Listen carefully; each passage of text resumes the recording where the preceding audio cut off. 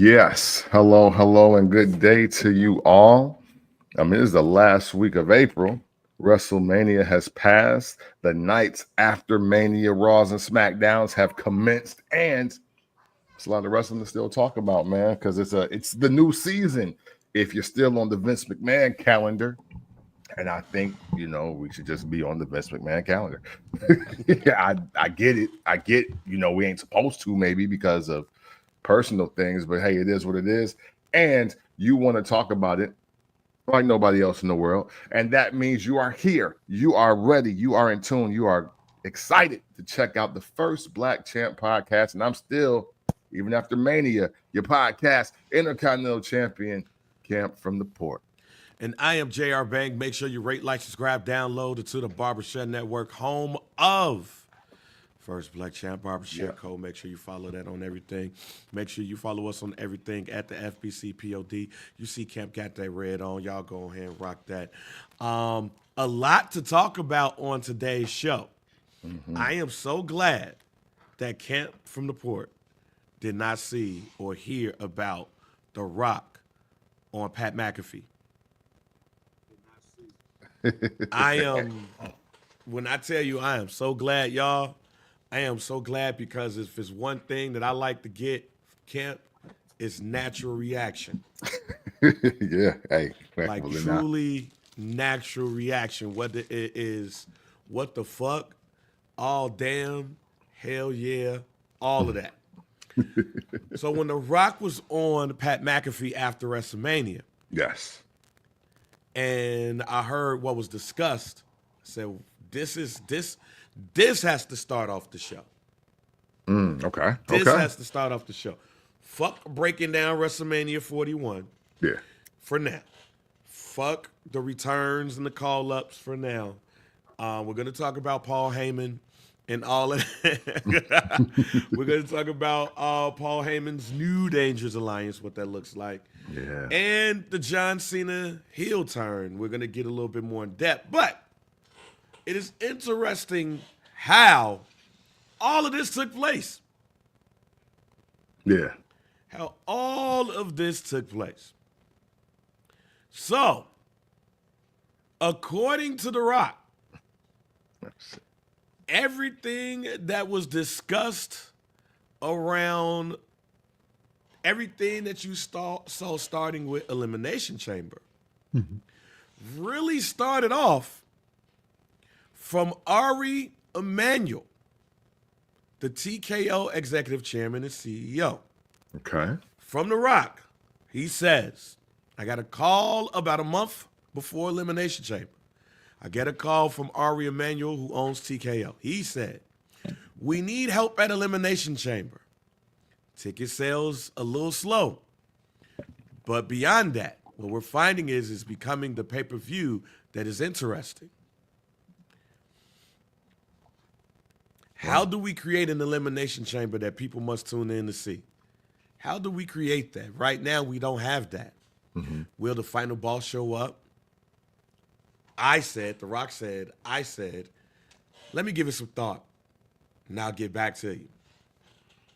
That's when the idea, according to The Rock, was for Cody to sell his soul to the final boss. Okay. Which The Rock says paved the way not only for Cena's heel turn, but sometime down the road, Cody's heel turn. Okay. So, this is also what he said. I gave it some thought and got back to Ari, Triple H, and Nick. And we had a call. I said, I have an idea. The most important thing to the final boss isn't money, titles, fame. Been there, done that. And grateful for that. The final boss wants your soul. What does that mean? That doesn't mean the final boss wants you to act like this or be like at his beck and call or treat you like crap or make you do all of these things that's unbecoming or embarrassing. It's not how the final boss flies. What that means is whatever Cody dreams, whatever dreams Cody Rhodes has, whatever ambitions, even if they're dark, amazing, full of light, scary, whatever they are, you tell the final boss, he makes it all happen.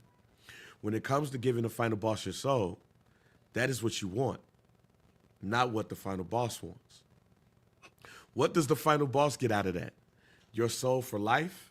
Now we go into Elimination Chamber with this idea of will Cody sell his soul to the final boss? My thought at the time was it's a litmus test to see how fans respond if Cody sells his soul to the final boss. Let's get a temperature check on this. Okay. Establish it. Anchor it in. Okay. And you will come to find out it was a lot of fans saying sell your soul. I was an advocate for that. Not turning heel soon, but eventually down the line. I like the idea of that because Cody is a smart, intelligent guy, a ring general. And this idea that you give him a reason to turn way down the road, you give him a reason not based off titles, but it's his soul. And what that means affects generations. It transcends beyond pro wrestling. Fans were loving it. As we get closer to Elimination Chamber, we were kicking ideas. Myself, Triple H, Nick, my team. Triple H said, what about John turning? I said, I love it. The next question is talking to John to see how he feels about it. John loved the idea of turning heel, but he said there's an anchor that he was going to root it in, which was a real thing he experienced over the last 25 years. I'm going to pause there. Okay. Pause so far. Okay. You know what thoughts so far? At least this is starting to make more sense from the Rock's end. But I do the biggest thing that I saw in there is that more people want Cody to turn heel than we realize now at this moment. Even though we singing for the song and all of that, it does seem like this is all going to circle back to Cody in like a super heel turn. I guess that's what I hear first and foremost.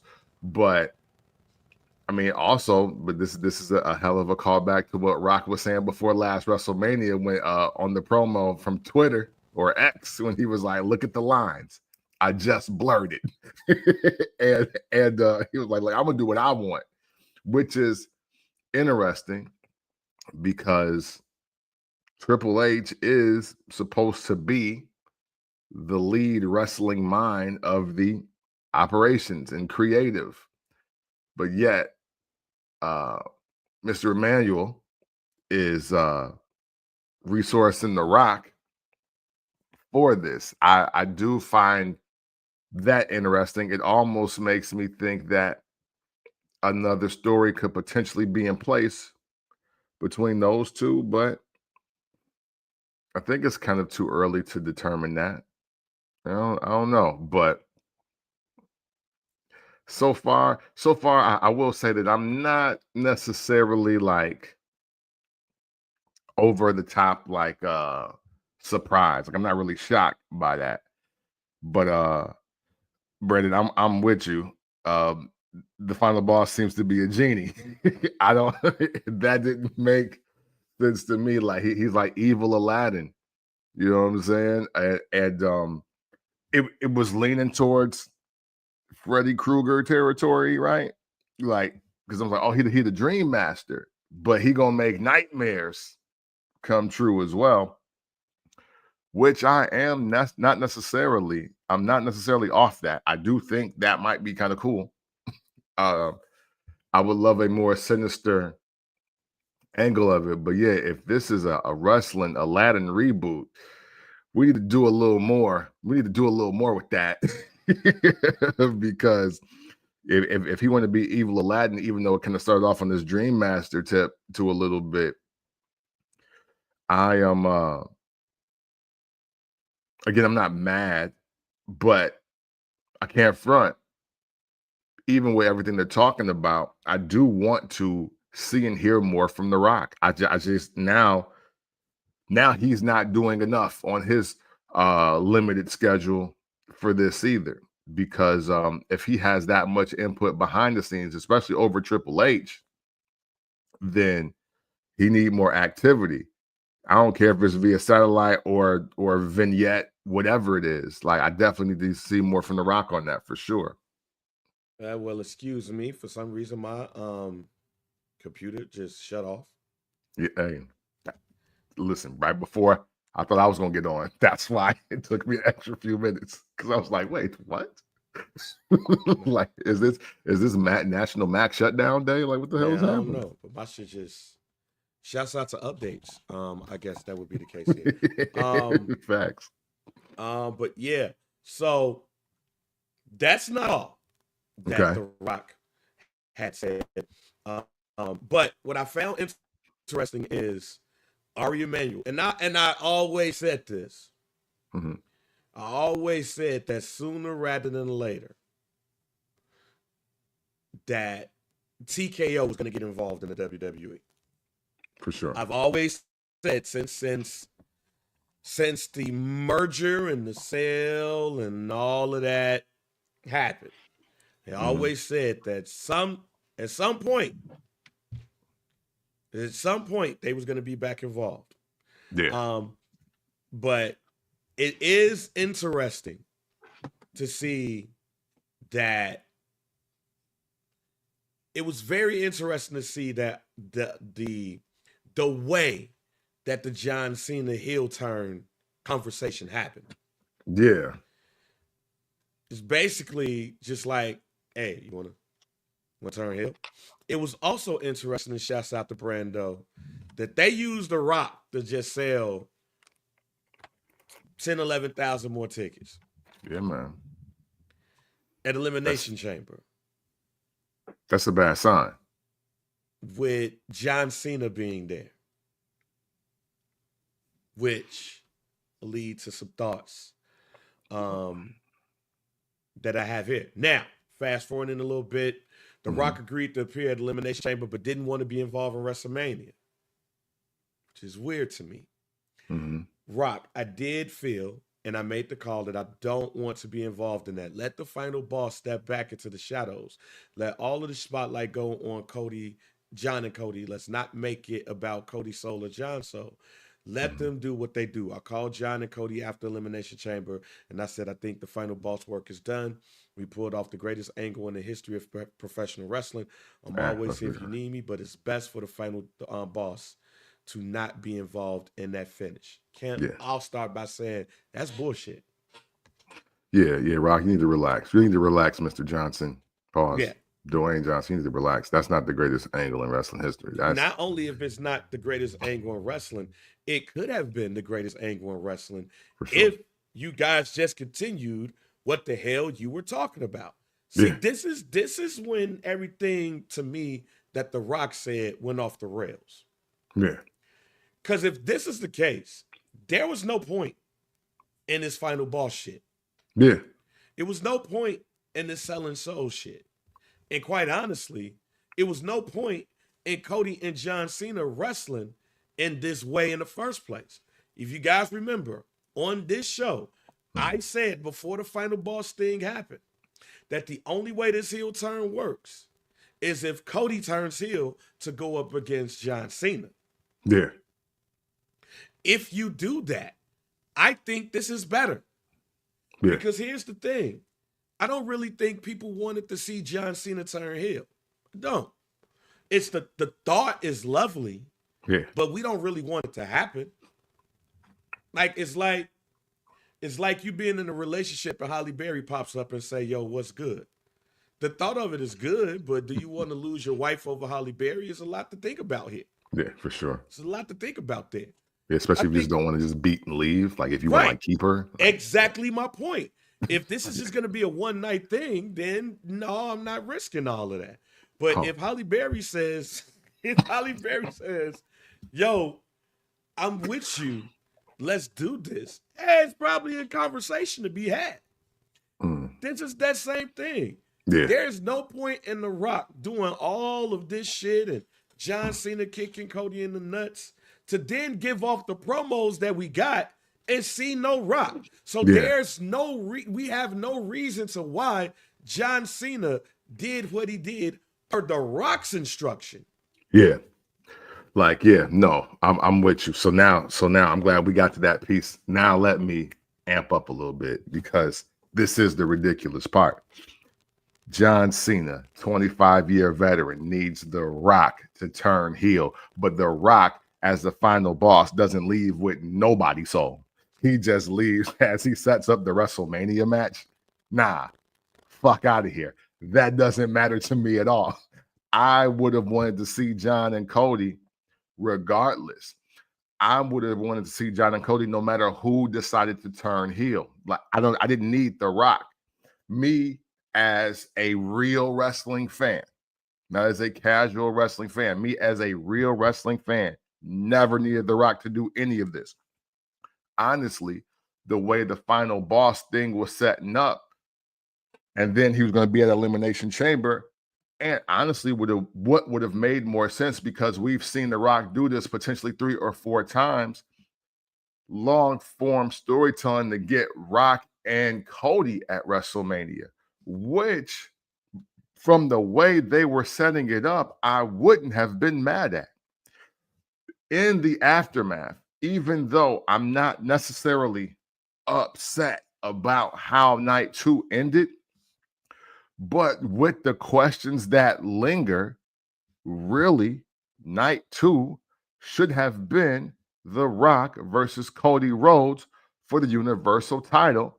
And if The Rock wins, I get the title, but I'll exchange it for your soul. And now you have to do my bidding the rest of this year. And if they want Cody to drop the title, they have him drop it to John Cena, maybe at Backlash, maybe at SummerSlam, and the story be, well, this John Cena could be like, well, this is what I was fighting for all along, because the long form with John and Rock was, hey, when you decided to go be a superstar, I had to carry the ball and become the superstar that you were not here to be. And Cody, I can't believe that you sided with dude when you seen what I've done. Like, that story had way more continuity to me. And then that makes the 17 run for John even more special, because he essentially takes out the guard that's coming and the previous guard, because The Rock was the biggest superstar before John Cena took over. And now Cody Rhodes is the biggest superstar now that John Cena's exiting. That made way more sense to frame it that way than what we got. I even go further. The other thing that I brought up is that if you were going to do this, John Cena should have turned heel at Mania. Yeah, that too. Because you got to remember, before John Cena wins on Sunday, when was the last time he won a WrestleMania match? Shit, it was like at least 5 or 6 years ago or something like that. And what did we say that John Cena is probably going to be like? Yo, I'm tired of doing. Putting over niggas that don't do shit. Yeah. Austin Theory. Yeah. He lost to Jey Uso in the Royal Rumble. They were the last 2 competitors. So you get an Elimination Chamber, you get your Rocky montage shit on, and then you get to Mania, and you lose to Cody Rhodes, and you snap. And then all of this, y'all said John Cena sucks for 25 years shit, works. Because now y'all in my head. Now y'all are in my head. Now I damn near believe what y'all are telling me right now. Y'all ain't helping. Now all of that stuff he's saying on Raw and SmackDown makes sense. Yeah. And then you can have Cody lose at Backlash. And then you're good. Yeah. Because I don't think you really had to put Randy Orton versus John Cena in the main event at Backlash just because it's Cena and Orton and it's in St. Louis. Right. You could have just put Orton on the card with insert anybody here like you did at Mania and achieve the same result. For sure. So for The Rock to say these things is wild. Yeah, man. That or excuse me, or you could just been like, in order for Cody, or in order for John Cena to win, he had to turn heel. Like, you could have did one or the other. You could have had him lose and had him snap, or have him snap in the match because he feel like he's going to lose. Now he has to do whatever he needs to be. Now you leave the question of what the fuck is John Cena on? And then you get the answer at WrestleMania because he's the champ. Yeah. You know, All of this ruining professional wrestling shit, to me, honestly, is lame. Yeah. And you know, and maybe this is the real TKO Endeavor thing now, right? Because I'm not saying that it never attracted celebrities, but unfortunately, now with the landscape of things, WrestleMania is becoming the Super Bowl for real. It's becoming like the casual fan event. So where now we not even tripping on storyline and how it leads to WrestleMania to a certain degree. And yeah, I don't like any of that The Rock is. I don't like any of that The Rock is saying. The Elimination Chamber is selling 11,000 more tickets. But you know what? Hey, listen, I want to say this real quick, and we didn't really stress it last year, but I did have a problem with The Rock, the double main event, and him saying that now that I'm back, wrestling is cool again. Because for all of us, the FBC community specifically, and people like us, bro, we was watching before and we'll be watching after you. You're bringing in fast franchise people. You're bringing in the people that respect you as being the number one action movie star in the world. You're the $200 million movie box office guy now, and you're not really The Rock anymore. And that is the residual, I guess, which great for profit, great for business, and we never want to disrupt business. But unfortunately, some of the statements that The Rock be making, especially when he's sitting down with Pat McAfee saying that, it's like, oh shit, this ain't for us. So For I want to real. pause you, because here's where I wanted to get your natural reaction. Okay. This is what The Rock talked. This is The Rock talking about the finish of WrestleMania 41. They had 6 weeks to plan for it, so I love the finish of the match. I would have finessed things a little differently on how they got there, but that's just me creatively. There's a lot of minds in the room. That's my thought. I would have finessed things a little differently on how they got there.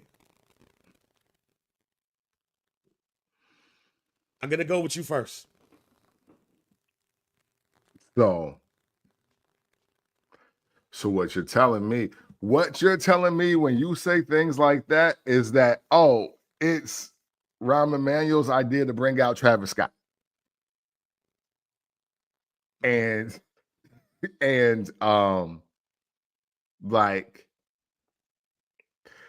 we're just are we cutting Triple H out of the Rock angles, or like is he vetoed? Like, because I do want to be clear, that was a spectacle finish, that wasn't a wrestling finish.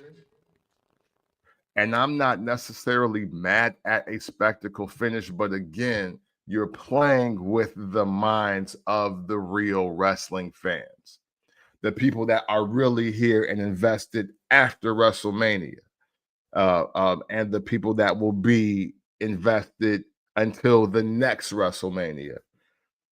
Because everything with Travis Scott for me now has to make sense to New Year's Eve. Like it has to. Or I feel you are literally just playing Fortnite and letting random things happen to me. Or you're like, we're like in the simulator where just things happen and we're not in the wrestling business anymore. I'm disappointed in The Rock with that being his statement. Bro, if they called you to sell 11,000 more tickets, then you need to call them to be like, okay, this is how this needs to finish. Don't tell me that you are more concerned about the appearance fee to get the sales up, but you as a third generation superstar ain't caring about the wrestling and the storyline angle. Don't tell me that, because now you can get firmly the fuck out of here because you not making anything better talking some shit like that. This is where The Rock needs to learn how to shut the fuck up. Respectfully. Yo, facts. Like, respectfully. If you were not going to be there,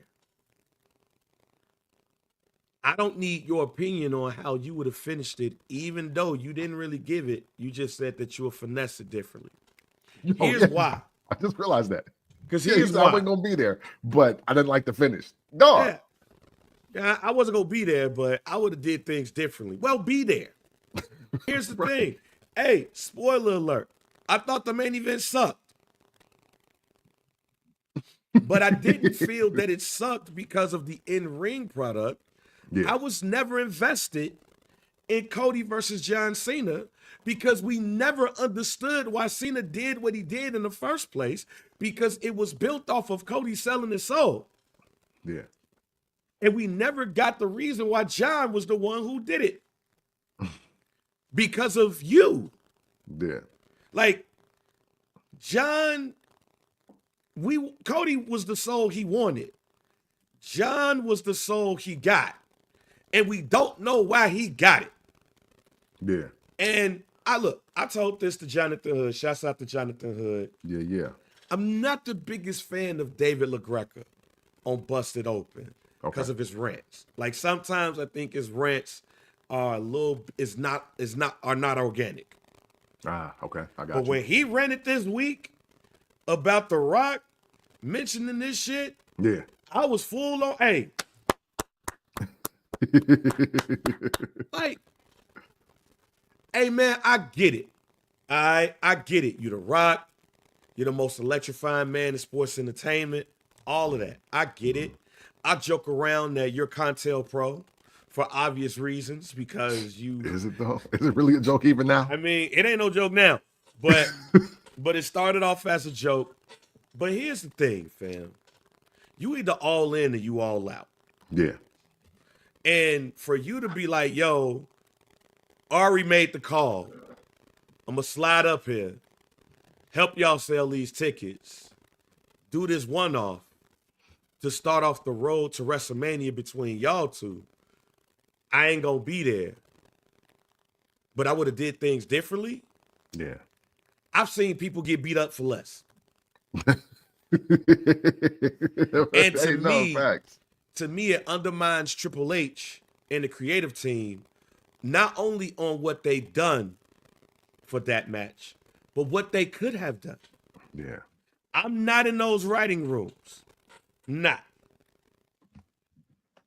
However, I feel like that insert internet guy here, for the first time you're going to ever hear me say this, I feel like insert wrestling podcaster here could have made a better storyline leading to WrestleMania than what ended up happening because of The Rock. Because again, we never got the reason why John Cena connected with The Rock. The Rock gave him the word. The Rock did this. Yeah. So why did you look at The Rock and The Rock did this and then you did The Rock's bidding? Now, the second part about this is, well, why the fuck was Travis Scott here for all of this shit? We'll get into more about this. But here's the other part about this with Triple H. If part of the saving grace was we not going to get The Rock, but we get Travis Scott, respectfully, y'all all fucked up.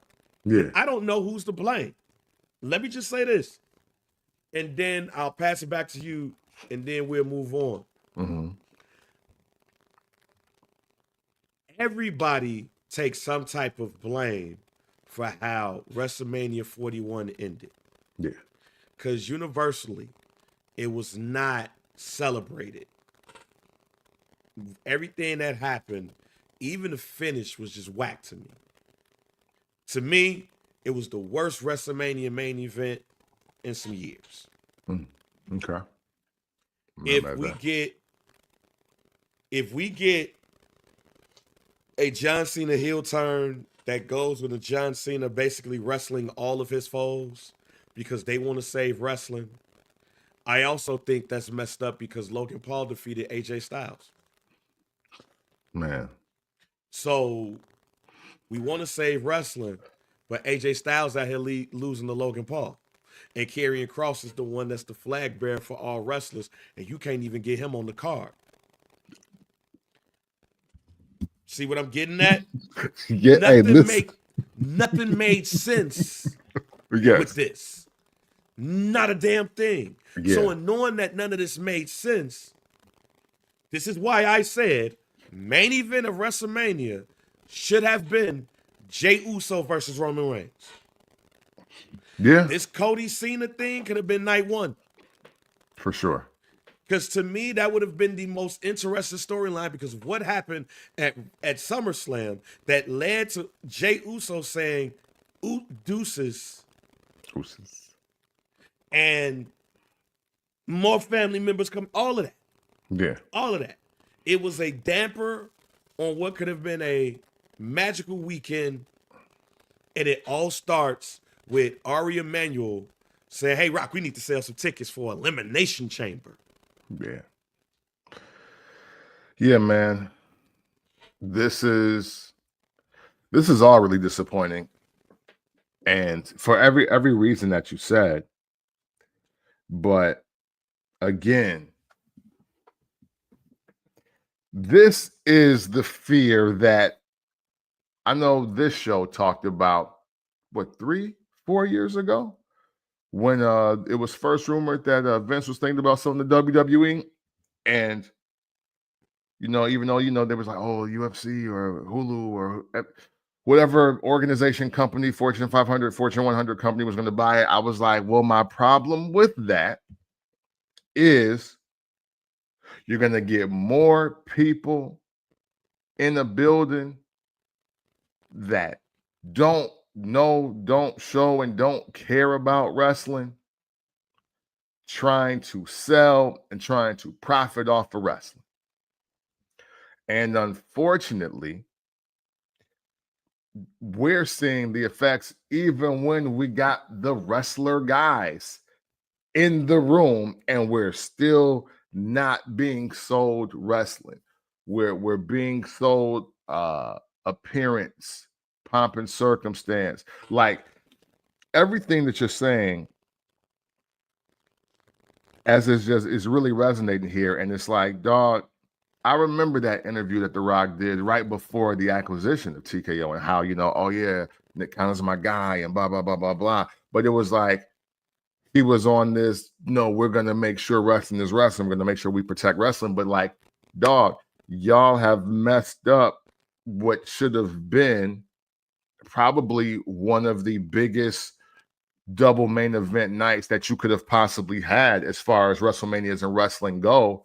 And now when I hear shit like that, I hope you didn't do that because you feel the fans ruined last year for you because we didn't want to see Rock versus Roman. I hope that ain't what it was because they rather see Cody than see you, because that sucks as well. Because even Rock versus Roman or Roman versus Jey, one of those I felt should have happened this year anyway, just because of how last WrestleMania ended. Usos lose the tag titles. Roman loses his title. Roman loses his entire bloodline. Solo takes over the bloodline. You said Solo was next. You don't even show up for real, in the capacity that I feel is instrumental enough for Roman versus Solo on Netflix. That should have been a better situation. All of this, The Rock, I get it. The average person, and let's be real, the average woman just wants to see The Rock. And I ain't hating on that. But when it's fucking up the product, when it's not valuable to the people that really tune in and respect this, that's the real problem. This is more COINTELPRO than the Nation of Domination thing. Like, dog, like you're doing Cena's promos is what you're actually doing. So even that tie-in, Cena might as well come out here and be like, if you smell what I'm cooking at this point. because that is I'm trying to wrap my head around all of it, but that doesn't have me building faith for SummerSlam. I'll tell you that, like off the rip, because shit, we need to get Travis Scott the fuck out of here. Like, I want to say that, and we can progress and move on, but we got to get Travis Scott the fuck out of here. Yes, do I want the John Cena Travis Scott jersey? Yeah, I want it. You know what I'm saying? I want to buy that. And that's all it needs to be. Travis Scott could have came out with John Cena and then left. I'm sick of him making random appearances like he's the next superstar. Like he coming out there like he the Miz. He coming out there like he got a full-time contract and he's up next to be in the title hunt. And he's not even on Raw the next night. They got to explain why this dumb shit is happening this way. I'm a Travis Scott fan. I love his music. Yeah. I like Fiend. I like Astro World. He get the fuck up out of here. Like, if they're trying to Bad Bunny Travis Scott for the culture, I'll tell you to stop. For sure. Find another black person. Or don't use one. Or don't use it. Or don't use one. Like, find another black music or don't. Like, no shade intended when I say this. But I'd rather see O'Shea Jackson Jr. up there than Travis Scott. Hey, that makes a whole lot more sense. I have my personal opinion about how so many black celebrities all of a sudden like wrestling now, and now they all over cameras, but we never could highlight West Side Gun. Like, I'm still on that. But even at the same time, at least I know O'Shea Jackson Jr.'s cachet as being a wrestling fan before all of this existed. Because there was a time when you would see him right behind Michael Cole, and they never showed him either. Bingo. Like, Travis Scott does not even scream wrestler belonging in a wrestling ring to me. Yeah. He's small. I don't even want to ever see him wrestle. If they ever tried to do something with him in a wrestling ring, like actually wrestling, I won't watch it. I won't. Because he's obviously going to hurt somebody. Like, don't get me wrong. You want to bring in as many superstars as possible, but it got to translate. Yeah. And to me, Travis Scott does not translate in the rest. Like, I don't see Travis Scott and go, oh, shit. Yeah. Something's going to happen in this ring and it's going to be dope. No, I see awkward black dude in a ring. Like, okay, what do I need to do? And the fact that Travis Scott is partly the reason why John Cena is now the 17-time World Heavyweight Champion, to me, is dumb as shit. Yeah. Yeah. And that's partly why I hated this main event. But we going to keep that for a little bit later. Let's move on to Paul Heyman's new Dangerous Alliance. Yeah. We've been waiting. We've been waiting for at least a stable type situation. Yeah. A stable type situation for Paul Heyman. And it's a possibility. Because as we predicted, and as I was saying weeks in advance, Seth Rollins, as soon as the triple threat was announced, I said, hey, Seth Rollins, Paul Heyman, this might be lit. But what we did not expect is Paul Heyman to have somebody else that might be with him too. Yeah. That's Bron Breakker. Now, I have a line that I always say that the WWE cameras, when they put those cameras on you, shit looks different. Boy, when I tell you shit look different with Paul Heyman by Bron Breakker's side, it looked different for Bron. I'm going to apologize to Bron Breakker again. Because a couple of years ago, I said, I don't know if I see superstar attached to him. Boy, do I see megastar attached to Bron Breakker. What are your thoughts on the connection between Seth Rollins, Bron Breakker, and Paul Heyman? And outside of Russ's, because I'm going to shit on Russ's a little bit later, But what are your thoughts on who else should be a part of this new Dangerous Alliance? All right. So first, I want to say that the addition of Bron Breakker just made that segment the second best segment of the night after Mania for me. That was number 2, bar none. That was a shocking surprise. That was something great to see. And man, I really like that it's just not the one-off, and then we just get more of Seth versus Punk versus Roman, and now they fighting over another dude, which is wild work, right? That's crazy, nasty work. Because I don't want 3 grown men fighting over Paul Heyman to be his friend. That sounds wild, right? But for me, and this is real talk, and I don't know how. But, they do the draft portal now, right? The transfer portal, Raw to SmackDown. For me, if they're going to do this, I either want the Street Profits next in this because of how their title run is going, or I want to see Tama, and I want to see Jacob Fatu. And because that's danger to me. That is danger to me. I want to be crystal clear because I know how this shit goes. And as I look at the other Dangerous Alliance, if he got fucking Johnny Wrestling and Tommaso Ciampa in this shit, I will not fuck with this. But for what they're building, which looks like the future of the business, shit, you can't tell me it's not going to be Jacob and the Profits at that point. Because I don't know. Tama Tonga, wait. Yeah, wait. Yeah. That's the one I'm talking about. I think I'm getting them confused. But he had a moment.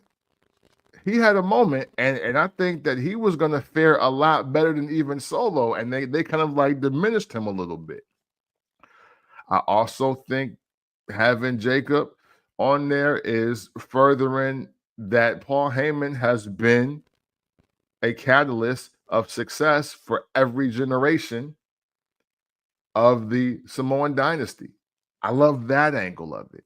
Right. And I love the fact that the Street Profits being in on it because the high hopes we have for Montez Ford. But look what Angelo Dawkins has done as he heard the shit we've been talking. To me, for what they're building, that is what makes the most sense for a woman in the space. And I do believe that this is the era where a woman should be in this space. Hey, look, we saw the promo that he cut to her face. It's got to be Bianca Belair. It's got to be. So look, I'm thinking about the Dangerous Alliance that we know. Mm-hmm. Arn Anderson, Bobby Eaton, a wrestler you hate, Larry Sabisco, Rick Rude, Steve Austin. Mm-hmm. So when I look at the Dangerous Alliance or the potential, right? Mm-hmm. I see Seth Rollins as the Rick Rude. For sure. I see Steve Austin. I see Bron Breakker, Steve Austin, that the wrestler of the 90s, like this wrestler that's on the come up and all of that shit. Mm-hmm. So then I look at Arn Anderson, Bobby Eaton, Larry Sabisco. Mm-hmm. So let's remove Larry Sabisco because I think it's too many. It's too many right there. Arn Anderson and Bobby Eaton were the tag. Well, I'm going to keep Larry Sabisco in there. You will understand where I'm going. Arn Anderson and Bobby Eaton. Vets that will whoop your ass. Yeah. I'm looking at the Raw roster because that's where most of this is taking place, right? I'm looking at the Raw roster and I'm like, I'm straight. Now, a lot of y'all are saying Austin Theory, and I see Russ say Austin Theory needs the Dangerous Alliance. Look, Russ, spoiler alert. Every wrestler needs Paul Heyman. Yeah. No, that's Do true. Paul Heyman need that wrestler? Yeah. But I agree with you when I hear the Street Profits. Because y'all tried to turn the Street Profits heel, and it didn't necessarily work. Yeah. But if it was anybody that could get the deviousness out of a tag team that's currently on the roster, because that's the thing here. The deviousness of the people you bring in. Yeah. We've seen a deviousness when it comes to Seth Rollins. We've definitely seen it with Bron Breakker. What have we seen from Grayson Waller or Austin Theory that stands out as a very devious character that's needed to support? Yeah. No, I got you. Nothing. Yeah, because We've they're seen- more sneaky or slimy. That's it. There was a deviousness when it came to Arn Anderson, of course, and when it came to Bobby E. So I started thinking, when I posed this question, who should be that? Because you can't put Jey Uso in this group because it's Seth Rollins and Jey Uso. They're going to have to fight for the title at one point. Yeah. This is going to help get that title over. So I was wondering, who can we get? Now, here's the other thing, too. Here's the very underrated part of this. There's a woman also in the Dangerous Alliance. It's Medusa. Everybody was talking about, we need a woman in this group. We need a Paul Heyman needs a Paul Heyman girl. Medusa was the first Paul Heyman girl. Yeah. And because of what happened with Becky Lynch, some might speculate that she's going to join her husband. And I say, no, don't do that. This might surprise a couple of people when I say this name. But just hear me out because of what I just said. There's a deviousness to the people that run with Heyman. There's not slimy. Punk, Brock Lesnar. They made the mistake with Michael McGillicuddy. They made that mistake. Yeah. So they can't bring in Mello. They can't bring in Austin Theory. They can't bring in Grayson Waller. You need somebody that's going to come in and not try to win a championship. It's not about winning a championship, y'all. It's about just fucking somebody up. Being the muscle. That can't be Bron Breakker. And Seth is the top of the food chain. Yeah. The other person that should be in this new Dangerous Alliance. If you're joining Seth, if you're joining Bron, and if they take our advice and bring in the Street Profits, is Rusev and Lana. We don't need Rusev to win titles. That's true. If you go on how the Dangerous Alliance has looked from what we've seen. Yeah. That's why I say we don't take out Larry Sabisco. Because Larry Sabisco was the person that broke Dustin Rhodes' arm. Or excuse me, Barry Windham's arm. He became the Crusher in the Dangerous Alliance. He was also the dude that was willing to take the pin. If you bring in Rusev, and if you bring back Lana in this, who did sign the Legends deal with the WWE, you have the devious muscle. And if you look at the Dangerous Alliance, you have the woman who is the liaison to Paul Heyman, who has managerial experience. This ain't Evolution, y'all. Paul Heyman never ran Evolution. Right. If you go back and look at the history of Paul Heyman, which some of y'all are young, so I get it. So I implore y'all, go look at WCW in the 90s with Paul Heyman. Go look at the Dangerous Alliance. Don't give a fuck about no damn Austin Theory or Grayson Waller. No. I need muscle. I need people who's going to beat people ass. And we believe it. So now my question though, because I do like where you're going, but even though I feel you, why do you pick Rusev and Lana over Karrion Kross and Scarlett? Because Karrion Kross is on another road. Okay.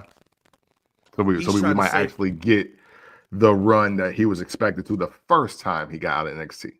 If they didn't put him on this I need to save wrestling shit from like this AJ Styles shit, Yeah. it would have been Karrion Kross and Scarlett. What if, hold on, Go what ahead. if that's the angle because his hair was in the bun like Seth Rollins be Monday? That could be a possibility as well. But again, y'all put him on this road to being pissed at AJ Styles. Yeah. Being with Paul Heyman is not going to make it, oh, we're going to save wrestling from these niggas. Right. No, it's we beating everybody ass. Yeah. And shouts out to Brendo, because Brendo, you went there. Y'all make sure y'all check out his pod too. For sure. The Dangerous Alliance and Four Horsemen are two different organizations. Yeah. Not just because of the managers, but the styles. With no pun intended. The Four Horsemen did it with flair. Meaning, there was an aura around these niggas. The only thing that was close to the aura around the Dangerous Alliance that made it similar to the Four Horsemen was Arn Anderson. But they made Bobby Eaton into a monster. Yeah. They made Bobby Eaton into a monster, Jack. And again, look at the people in the group. Seth Rollins is ravishing Rick Rude, the guy that's been overlooked. And I had to move on over here and chill with Heyman because y'all been overlooking me. He became the WCW International Champion and was fighting for the United States Championship with Sting. Steve Austin, wrestler of the 90s, the next great. This is the dude that I'm bringing underneath my wing. That's Bron. We got Rick Rude and we got Steve Austin. Now we need the Crusher and we need a tag team. If we're going Dangerous Alliance. The Crusher was the dude that didn't mind taking the pin if needed. So you don't need somebody that's the vet presence that's going to take the pin. If it's AJ Styles. No, you need somebody that historically will just fuck you up. And if you got a woman next to him, that makes it even better. And you go look at Medusa at that time, and you go look at Lana. Bingo. And also somebody who has managerial experience. That's Lana and Rusev. And you bring in the Street Profits, a team who has been bringing more of a mean streak. But now, since they're the 100, no, we're going to keep this shit. I'm not mad at it. I'll be honest. I don't know if he's going to get his own segment, but welcome back, Rusev. But I didn't pop for that. Sorry. I'm glad that you said that. That's the main reason why. Now, because I'm a Rusev fan, I was like, yeah, that's lit. I didn't pop, but I was like, oh shit, my nigga back. It's official. Yeah. But if you have Rusev alone, it don't work. That's And that's true, too. why. If you just got Rusev solo dolo, it don't work because it didn't work at AEW.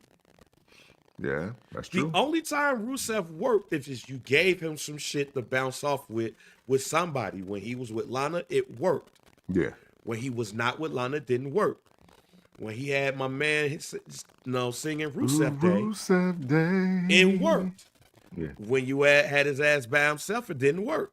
Yeah. But what was he in AEW? Which I feel like they fucked up on. He was the Redeemer. That nigga literally had an argument with God. And said, no, I'm the Redeemer. I'm going to, if you put that in front of this camera and basically have Rusev as the dude that don't say shit. Mm-hmm. Everybody around talking shit and everything, and Rusev just sitting there. And that's the dude we got to worry about. He gonna fuck us up. Yeah. We can get him off his feet, but we don't fuck him up. Now, there's only one wrestler. There's only one other wrestler that I will put into this. Okay. But it's low-hanging fruit. Mm. But it's because they have not done right by this wrestler. Mm. And that's Omos. Oh, yeah. Yeah. You bring Omos in and actually give him Paul Heyman, and we good because we got this dude behind us. We straight.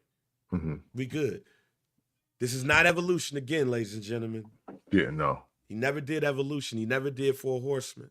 Even when you looked at the Bloodline, even Sammy would fuck you up. Yeah. Like, even right. Sammy will fuck you up. There's For never sure. been when it comes to a Paul Heyman also used to manage the Samoan SWAT team, y'all. Yeah. And when he brought in his version, the original version of the Midnight Express, it was fucking up Bobby Eaton and Sweet Stan Lane for a minute. Mm-hmm. Paul Heyman demands deviousness, anger, and extreme. I'll beat your ass. He don't need a Grayson Waller or a Austin Theory because they already got that in Bron Breakker. Mm-hmm. That's Bron Breakker. Yeah, all things considered, that is who both of them were supposed to be when they got called up. Bingo.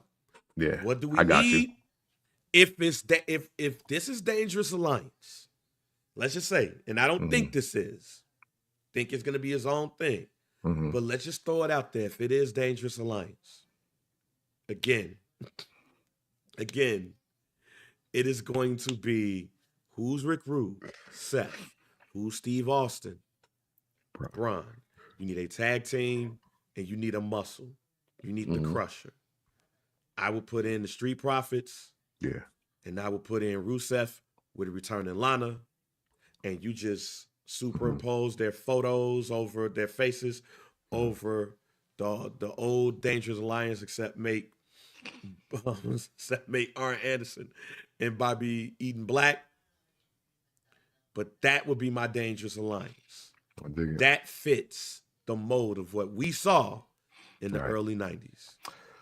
So, because remember, y'all, mm-hmm. if again, this is for the folks that's young and they might not know. Mm-hmm. Paul Heyman got fired from WCW. Mm-hmm. Got fired. And when he teamed up with Ravishing Rick Rude, Paul E. Dangerously's goal was to take down WCW. And by taking down WCW, you take them down by destroying the franchise. Mm-hmm. That is Seth Rollins, that is Bron Breakker, and is insert those three, but they got to fit that mold. Real quick, Russ says, what about New Day as a tag team? I'll save that for our WrestleMania recap. Well, real quick on that last segment. So let's say they do just want to tweak the Dangerous Alliance mold as we know it, and there is a woman wrestler in that Larry Zbyszko spot. Who do you think would be a great fit for that? Bailey. Because she's the one that she even told you in that interview with Chris Van Fleet, however you say his last name, that she feels like she's the fourth out of the four horsewomen. Yeah. She don't get the TV. She don't get the commercials. She don't get the billboards.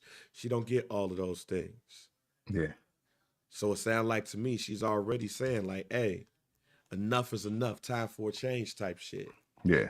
So she would be the woman if there was a woman wrestler, it would not be Mhm. Becky. It would be Bayley. Yeah. To see it how I would want to see it, y'all. Seth, Bron, Profits, and now I'd personally go Bailey and Bianca. Because you got two rivals now on the same page. And on the same page for the worst good possible. I like it. We'll see. Matter of fact, let's go ahead and get into our WrestleMania 41 recap. Let's start with night one. First match of the night, which again, bang me knowing. Told y'all. Told y'all. Hey, this is first match of the night, y'all. Ain't worry about it. First match of the night. We got Jey Uso defeating Gunther for the belt.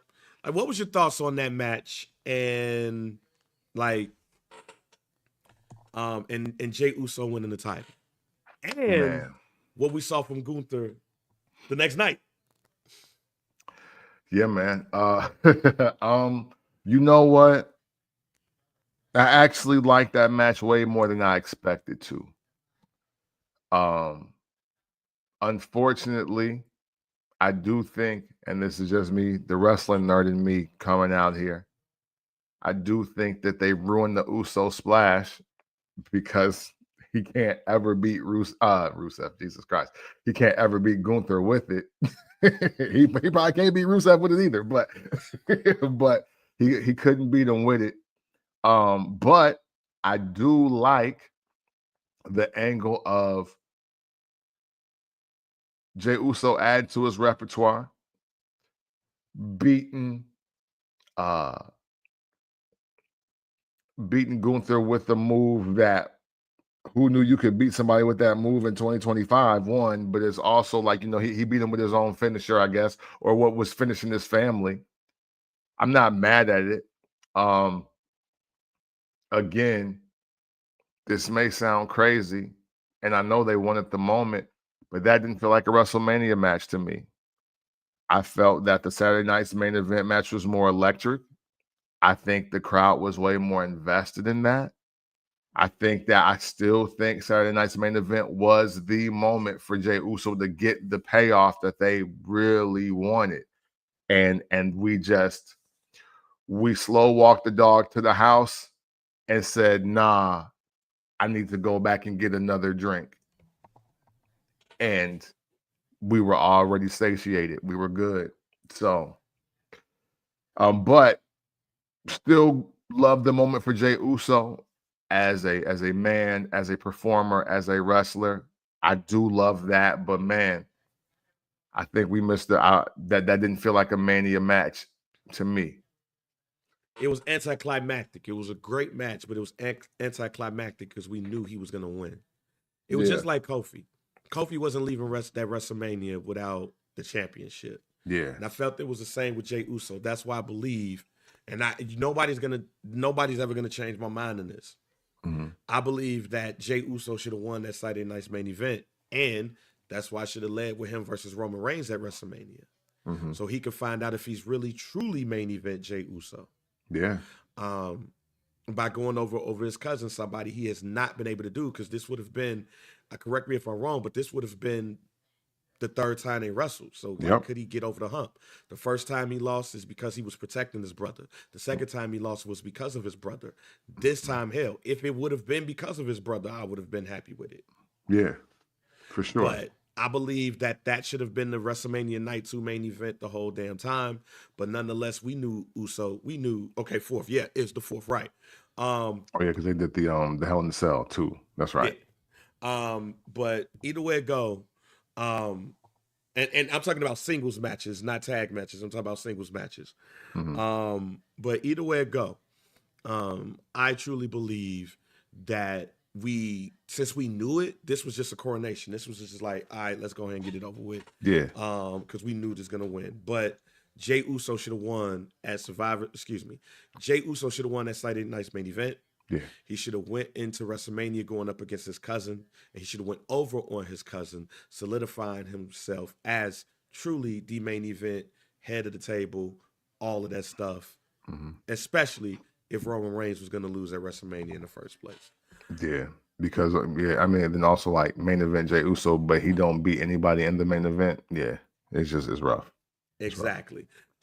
Jade Cargill defeated Naomi. I'm not gonna lie to you, because I wanna go to the other match next. But Jade Cargill versus Naomi.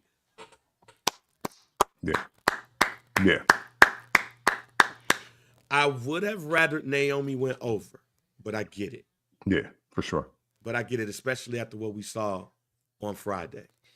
But I am so happy for Naomi. I am so happy for Jade Cargill. I'm happy for both of those women, and they put on a dope match. Yeah, absolutely. Always love to see Naomi go over every chance I personally get, but I totally understand what's happening here. You know, hey, listen, Jade Cargill is a building resume.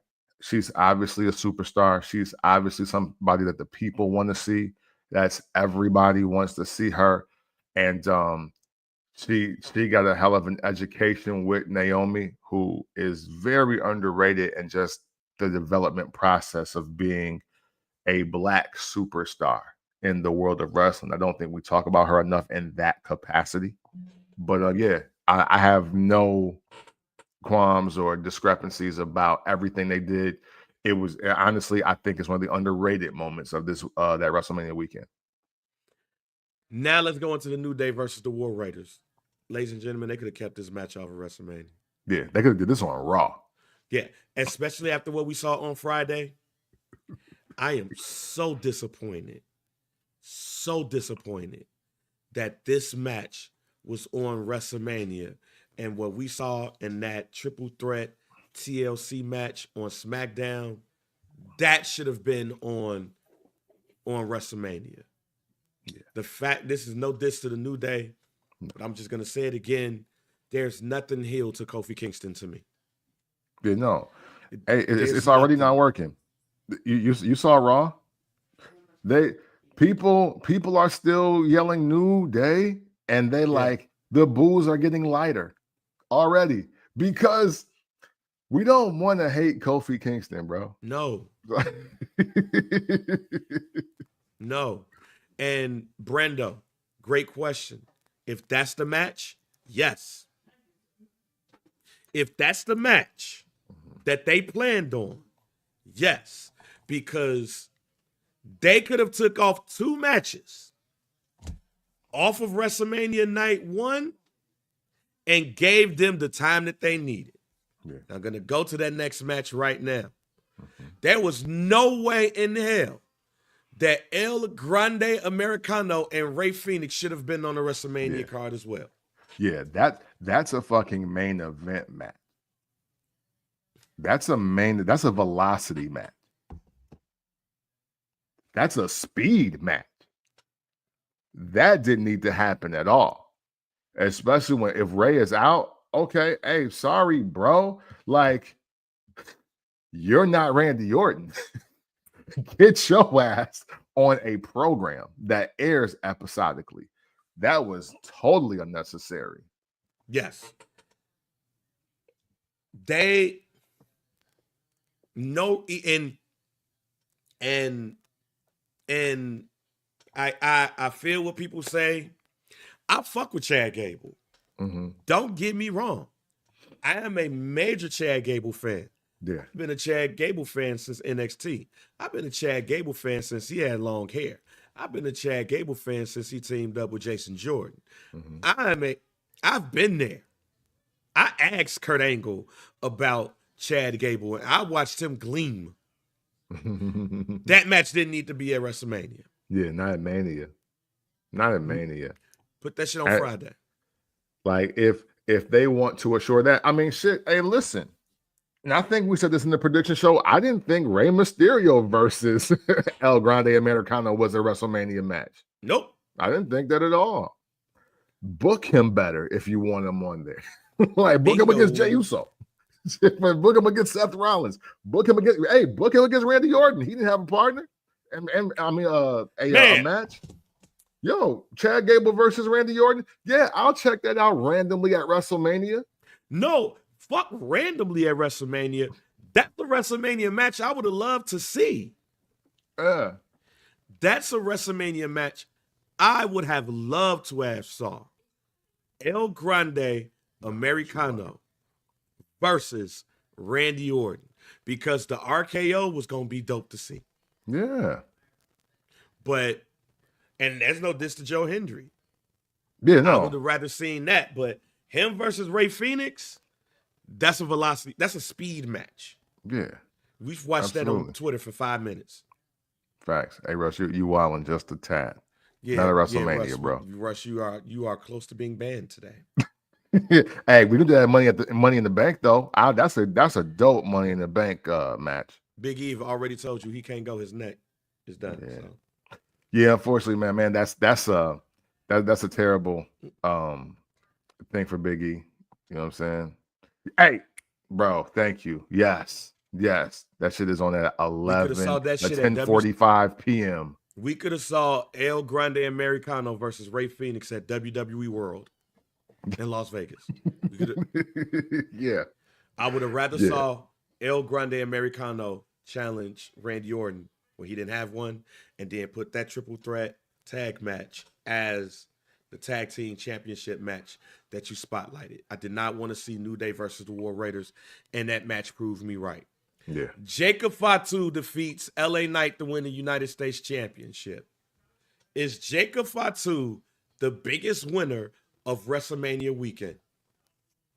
The biggest winner? Nah, I don't feel like it. Even though, I mean, that was dope. That was dope for him. I guess, hey, look, if night one was night two, then yes. if you get what I'm saying, like if the card for night one was actually night two, then yes, I'm with you. He was, but since there was a whole other night, no. I'll just put the caveat there. To me, he was the MVP for the men. Okay, but I'm not mad at that. I'm not mad at that. But the superstar, now he's at superstar level to me. Okay, I will say this: Jacob Fatu is at superstar level to me. If I was not high on Jacob Fatu Pauls already, after night one, shoot them to the moon. However you get them there, get them there. But he was definitely MVP night one to me, and A Star Was Born. Okay. They better not fuck this up, and he better not fuck it up either. Well, hey, I mean, as long as we stop calling The Rock to sell tickets, we should be okay. Hey, Tiffany Stratton versus Charlotte Flair retain. I am not gonna lie, I went to sleep on this match. Yeah.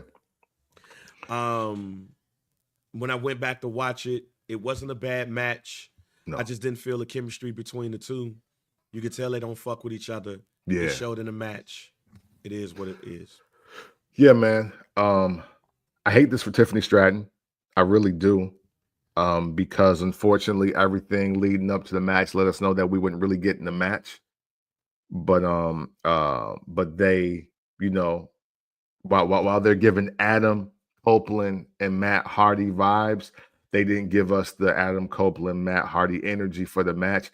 Hey, listen, I know looking back, they say that first SummerSlam match between both of them was a stalemate, but I was like, nah, I would have rather I like seeing real people fight each other that don't like each other. I get, yeah, that's bad for wrestling, but that was good for my psyche of like, oh, this is real. He really is banging out Amy, and that's not his girl no more, and he's mad about it. I'm here for that. Unfortunately, Charlotte and Tiffany look like a bunch of moves that happen, but we're going to make the right decision for this crowd, which is Charlotte not leaving with this belt.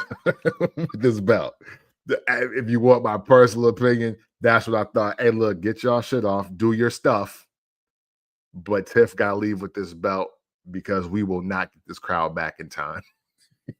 Yeah, that was definitely my thought at the end of the day. My thought at the end of the day was she didn't leave with the belt, and I'm happy about that. Yeah, that made everything worthwhile to me. Like, We ain't Then got to worry Charlotte says, about I'm hanging with the this. Usos tonight. Fuck it. I'm about to do Yeah. coke. I'm about to drink, and I'm about to. And she obviously fell asleep in the club because her hair was all over her head in that clip. And it's like, I'm hanging with the Usos. Let's have fun, guys. Yeah, yeah. She looked like she was off a rock to me. And last but not least, Seth Rollins defeat CM Punk and Roman Reigns, and he leaves with Paul Heyman pause. What did you think about that match? I liked it. I liked it. I thought it was dope. But at the same time, I don't know, the finish. I felt it could have been better. I love that it was deliberate. I love it was a deliberate finish and not like, wait, what happened? It's like, no, Paul Heyman obviously helped Seth Rollins. I just kind of wish he did it in another way. Like maybe again the chair to the back for Roman. Cause like, yo, dog, every time I trust somebody and call them family, they hit me in the back with a chair. And then maybe hitting CM Punk and then like the explanation kind of explains itself. But you know, the low blows, the dropping the chairs. I do love the transition to where like Seth Rollins is like, yeah, it's about that time. I did love that part in the sequence. But yeah, you can't be mad at that. I think that's the best possible match you could have gotten for the story that you gotten. And I wasn't mad at it at all. Good, a really, really good night, a really, really good way to end night one of Mania for sure. Yeah, it was again anticlimactic. Like, Yeah. I mean, if you let us tell it, we knew this was gonna happen. So when it happened, it was just like, I bet it Yeah. happened. And the way that it happened, I expected the chair to be involved too, because it's like you said, every time I'm in this position, I'm getting hit in the back of the chair with dude. It's one of those things of where do we go from here? Yeah. And I don't know. I don't know where do we go from here. Does he beef with Punk or do he beef with Roman? Do they, are they scorned men and they team up together? I mean, I foresee a match at Backlash between Roman and CM Punk versus Seth Rollins and Bron Breakker, which is probably where we find out the newest member of the club. But it was anticlimactic. It was a great match. Don't get me wrong, but it was just like I figured it was gonna happen in the way that it happened. Let's go to night two. Two questions here. Was Io Sky versus Bianca Belair versus Rhea Ripley not only the match of the night, the match of the weekend, but was it quite possibly the greatest women's match of all time in the WWE? Oh, just like of all women's matches? Of all women's matches. I think you can argue for all three of those being a resounding yes. It's hard to debate, even though I loved and hated the finish at the same time, and the pre-show messed it up for me. But man, it's hard to deny it. It's hard to deny it. And this is and you know what? That match ending the way it did is also why Charlotte could not win that title the night before. Those three women are literally why you cannot have Charlotte Flair with that title on her waist right now. It just does not make sense because for everything they build Charlotte to be, she's never done that. She's never done that. She takes streaks, she take titles, but she don't give that. I don't think her and Rhea Charlotte 2 was kind of close for match of the night, match of the weekend, but you knew in the middle of this match when the sequence with people went from booing Bianca Belair to having like, no, hold up, no, she going crazy. She going the fuck crazy. We forgot who you were, ma'am. We're sorry. Right. That alone had it as match of the night and weekend for me. It was like, yo, people are forgetting. And that was one hell of a reminder. Like now you're like, damn, why are we booing her? She's amazing. So that for me That's when it was sealed right there for match of the night or weekend. So Definitely match of the night, match of the weekend. I inch it over Bailey Sasha Banks at TakeOver because of where the match happened. okay, At WrestleMania, first match of the night. You got a lot of night to go. yeah, And they came through, and my God. yeah, Put it like this. I gauge a lot of reactions by my son, Trey. 10 years old.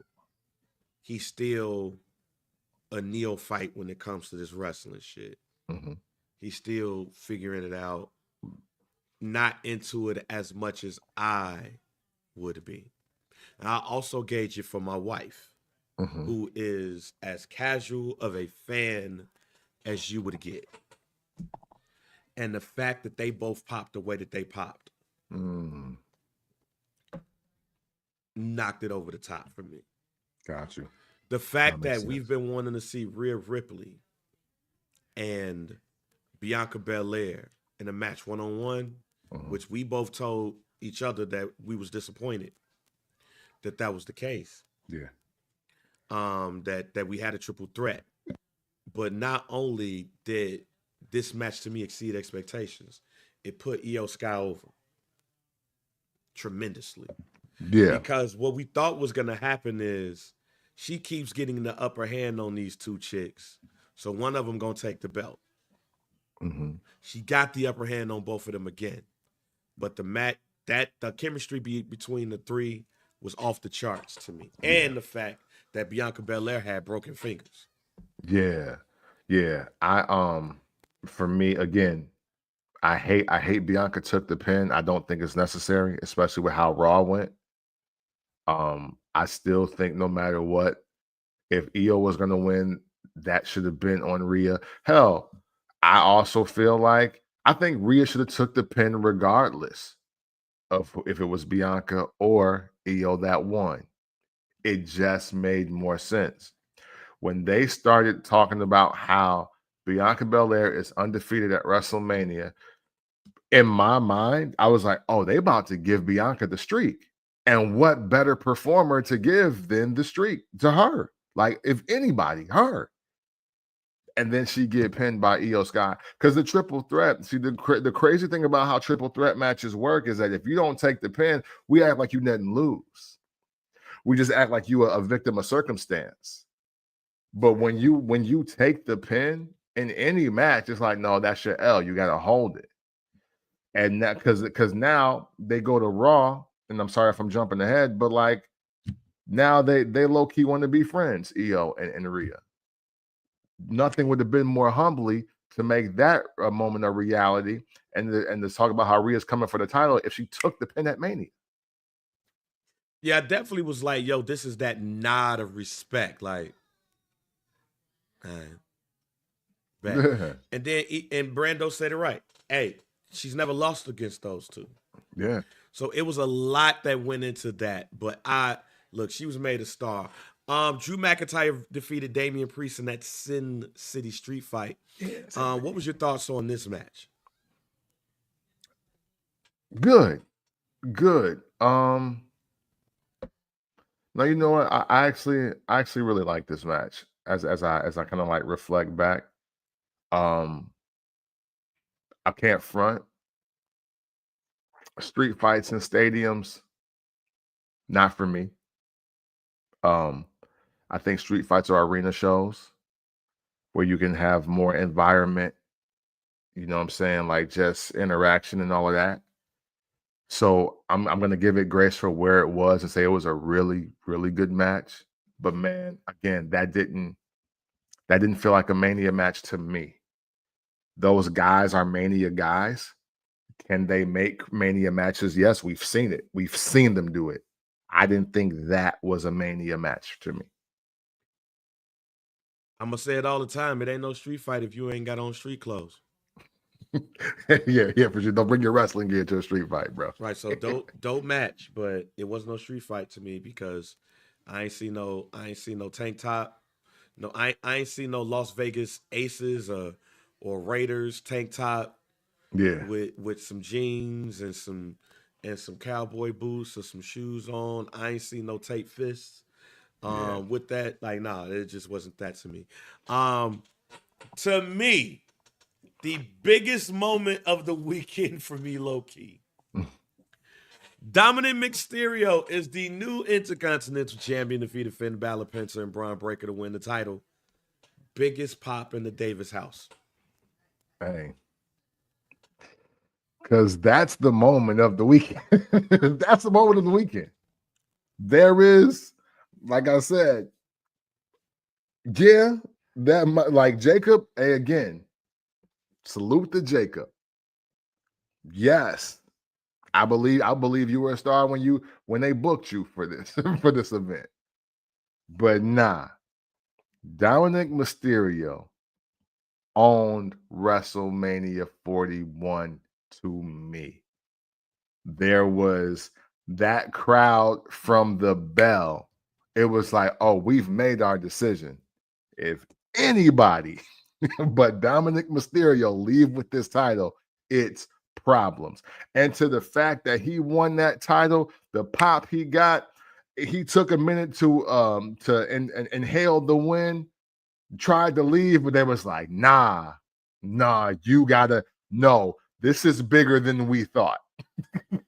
Get your ass back in that ring and let these people know that you're the Intercontinental Champion. No, but you can there. That is the night that Edge dreamed he would get when he was at the Sky Dome in Toronto watching Hogan versus Warrior. Bro, no, that top tier, that was as organic as you can get, Yeah. especially again in a stadium. I've never seen an organic pop like that in a stadium in my life. Yeah, man. Even though this was kind of anticlimactic too, because we figured that this was gonna happen, the fact that we saw it happen, this rivals to me, this Mhm. rivals Kofi Kingston's title run. Yeah, no, His for title run. sure. Because it was I mean, organic. It was just so organic. We hated you a couple of weeks ago. Now you damn near just had a face turn. yeah. Hey, listen, I got this up there with Daniel Bryan. The Yes Movement solidified at Mania, Kofi Mania, Dominic went like for this era. I'm only going to speak to this century, this era. I'm not going to tell y'all anything 90s, 80s, whatever. But when you look at just again moments, because that's how we originally got into loving this program. Moments. That's a moment that they're going to have to add to montages towards the end of this decade. They're going to have to add it to sell WrestleMania. That was incredible. Yeah, man. Um, Randy Orton versus Joe Hendry. We already knew what was gonna happen. I'm gonna say Yeah. that there's nothing to grade for this match. Yeah. If anything, like I said, it should have been Chad Gable or El Grande Americano versus Randy Orton. Yeah. So we would have gotten incredible RKO. Mhm. And give Chad Gable his WrestleMania moment. Mhm. However, funniest moment of the night is when Joe Hendry did his turnaround joint. The camera zoomed in and his ass got RKO'd. When I tell you, I Yeah. laughed my ass off. It was worth it, ladies and gentlemen. Yeah. It was fucking worth it. But gonna say this about Joe Hendry because I've seen this in person. Mhm. Joe Hendry is definitely one of the most over people in wrestling. Yeah.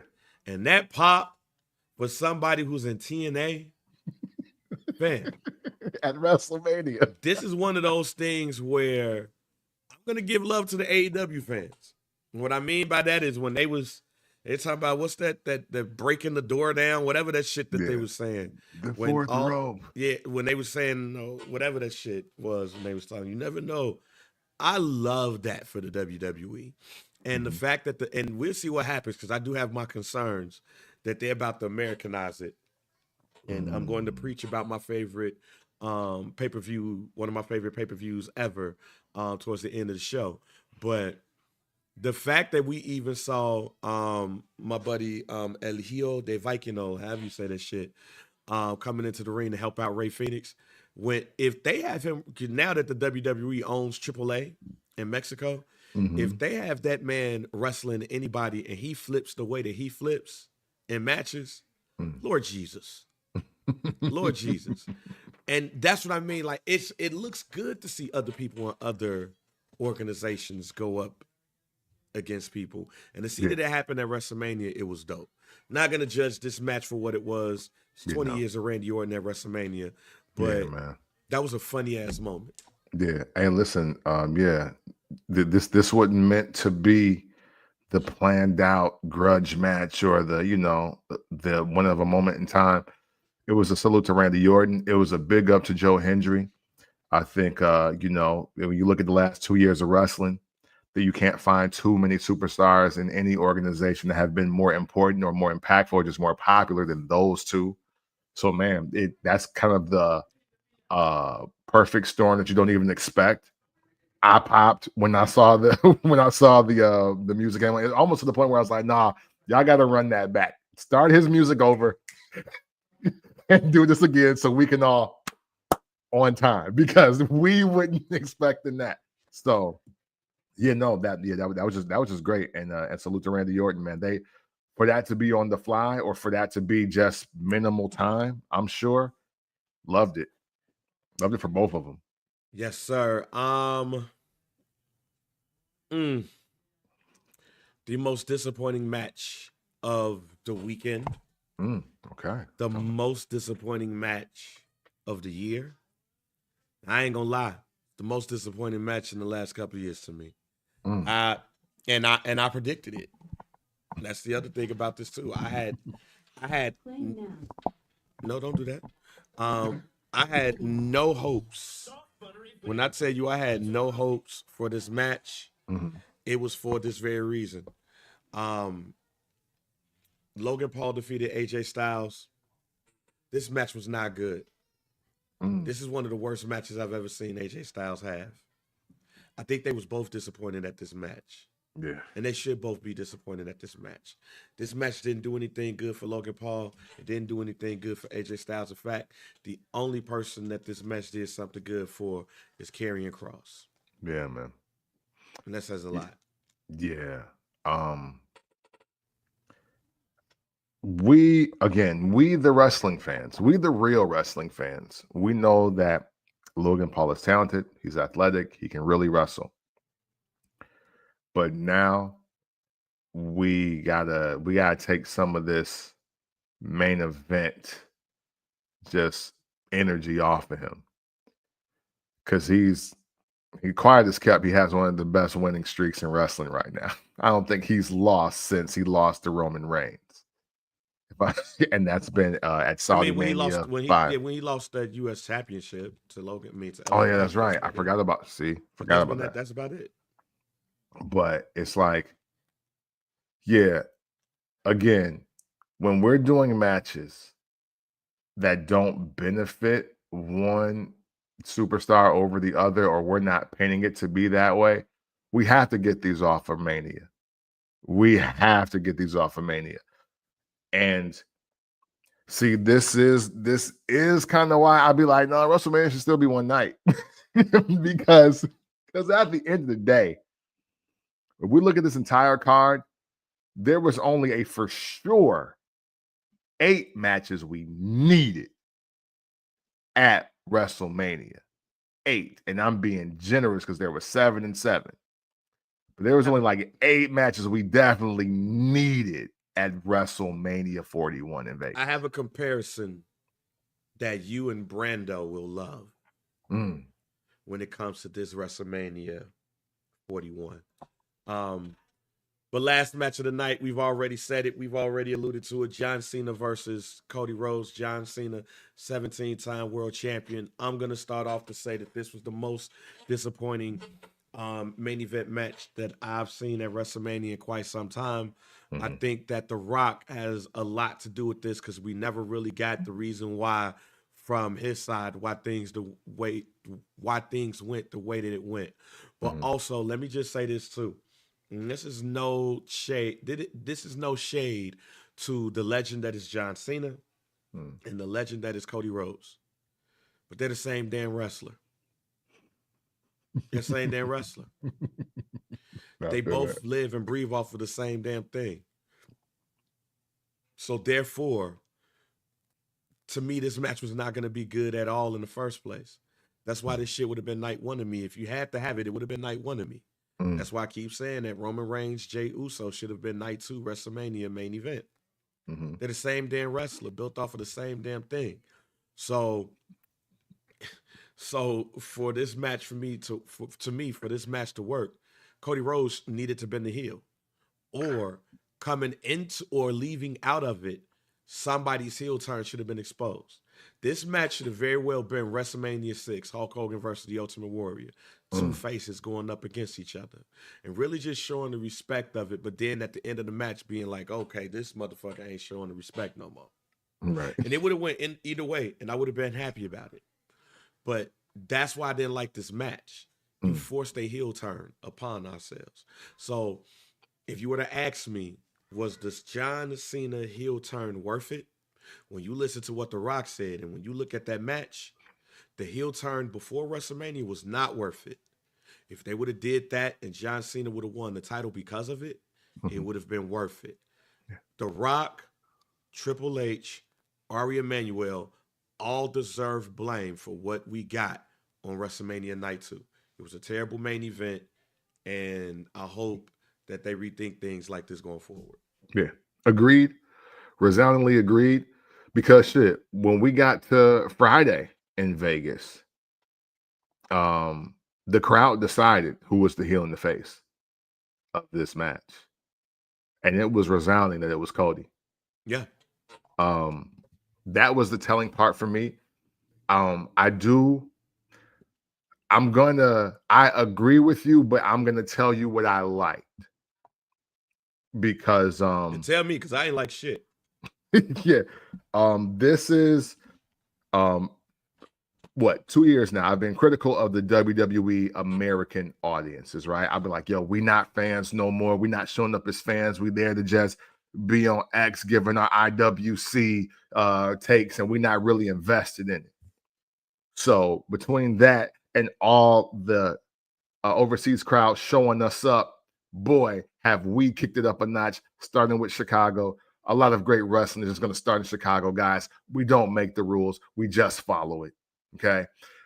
So then we go into SmackDown Friday. Cena's clicking. And that crowd starts booing. And then all of a sudden they're cheering to the point that when Cody Rhodes gets the mic, he's getting Dominic Mysterio treatment. That was interesting. And even as Cena's trying to turn the crowd for Cody, they keep turning up for him. So I'm like, see, this is exactly what we talk about on the show. People want to love John Cena now. It's just, look, it's been too long. It's been too many titles. We see the game with him. We see the game without him. Like, dog, this is supposed to be the victory lap.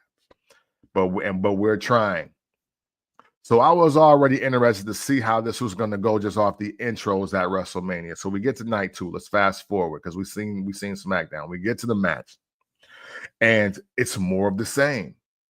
This crowd is so conflicted because they know this is the last time they're going to see John Cena at WrestleMania, and they do not want to boo him. They do not. So this match is interesting, and you're right. Because their character, their role, their matches feed off of everything that the crowd gives them. Yes, absolutely. You like Cody come out with the skeleton thing on, but it's like, but why do you need that? Like, you're not the faith opened. Yeah. Ooh. And then just to take it off, it's like, bro, at least wear it down to the ring. But so we get to the match, and the crowd is obviously conflicted. Here comes Travis Scott. That fucked me up. I don't like seeing Travis Scott at the end of main events, but let me fast forward beyond all of that. You know what I did honestly appreciate, Bang? For everything and the promos and the stories that was told, the selling the souls, we didn't really get that. We didn't get this, that, or whatever. But I love the fact that John Cena cut in a couple of promos that he was going to ruin wrestling for wrestling fans by winning the 17th title and make it seem like nothing could stop him from doing it. And then I absolutely do honestly love the simplicity of, yes, not only am I about to ruin wrestling for y'all, look how casually and cavalier I'm about to do it. I'm not about to win with the attitude adjustment. I'm not about to win with the STFU. I'm going to hit the current champ in the head and pin him. And it's just over for this shit. I won't front. Based on the promos that John Cena cut, I did love the dastardly audacity and the simplicity of the ending. Is it anticlimactic? Yeah. But that's been John Cena's thing from the door. It's like, bro, I'm not here for y'all. I'm here for me. And I'm just going to take this from y'all. I don't care if you don't like it. Matter of fact, Bang, your reaction is actually the one that he wanted. When you look back at WrestleMania 41, oh yeah, John Cena won the title by hitting Cody Rhodes in the head with the belt. What the fuck? He was like, yeah, exactly. Because I'm John Cena. I do what the fuck I want. And that is the angle I took from it. You know what I'm saying? Hey, yeah, Brandon, yeah, you say I can't wrestle. I don't have to.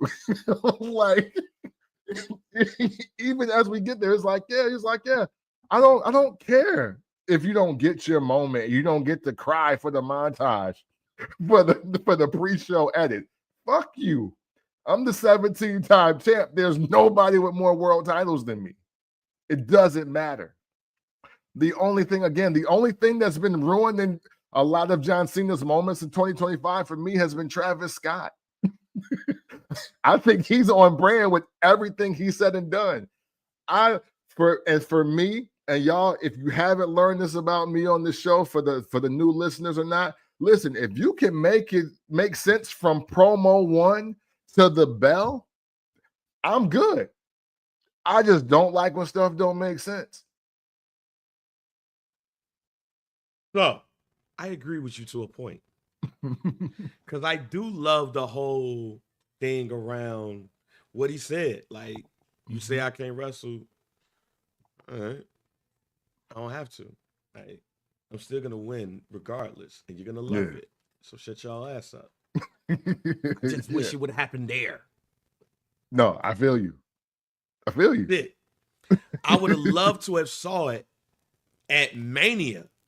And then on Monday, you see that. And you hear that. And you go, because you're going to cheer regardless. Yeah. Yep. You're going to cheer regardless. And I think that Triple H and company underestimated that part. Mm-hmm. I think they very much underestimated the part where they're going to cheer for John Cena no matter what. Yeah. Grandfathered in. Right. It's just grandfathered in. I had the same Sprint plan since I've been with Sprint. T-Mobile owns it now. Nothing changes. That's what I think they did not realize. And I think that's part of why they should be ashamed of themselves and not thinking that. Yeah. Yeah. We're going to cheer for him regardless. So the best way of getting a bad reaction is him turning heel at WrestleMania, being like, yo, y'all got the audacity to do this now? Yeah. And then give that promo. And then you go, oh, it makes sense. Then you cheer him again. Yeah. Yep. Because you're not going to not cheer John Cena. Yeah. That should have happened on Sunday going into Monday. We should not have had these soliloquies about how I've really been hating y'all for 25 years. Mm-hmm. Now, that being said, Brando, yes. I'm going there. I am going to look. John Cena and this Bad News Brown type entrance is great. Hey. Now, when you go into Monday, which is why I said this shit should have started on Monday. Mm-hmm. When he came out there, because I didn't notice it on Sunday. I didn't notice the ending. I was just like, yo, let's get this out the way. But when he came out there on Monday with no Tritantron, a big font in white, and that's it, I said, oh, we getting our Bad News Brown shit on right now. Yeah, that's what just came out. Which makes me even more like, why the fuck we didn't just do this on Monday? Hey, listen, I get it. Because you are right. But I also love the buildup because, like, again, John Cena sticking to his script. Yeah, I know what people want to see when it comes to WrestleMania. You want to see what costume I'm going to have, what musical act might come out, what are the color schemes going to be? Will I bring out 1,000 John Cenas this time because the ramp is longer? No, I'm going to walk out here with my name on the screen, and you're going to love it. Some of the execution is sketchy around him. But singularly, what John Cena is doing, it's amazing to me. I won't even lie. Because it's so, and wildly enough, it's so throwback too at the same time. Because, I mean, Bang, you were there along with me. The original pro wrestling versus sports entertainment talk came after Shawn Michaels is swinging from the Raptors and there's pyro for entrances. Like that, it all started there. And people were like, why don't you just come out to the fucking ring and wrestle? Like, this is pro wrestling.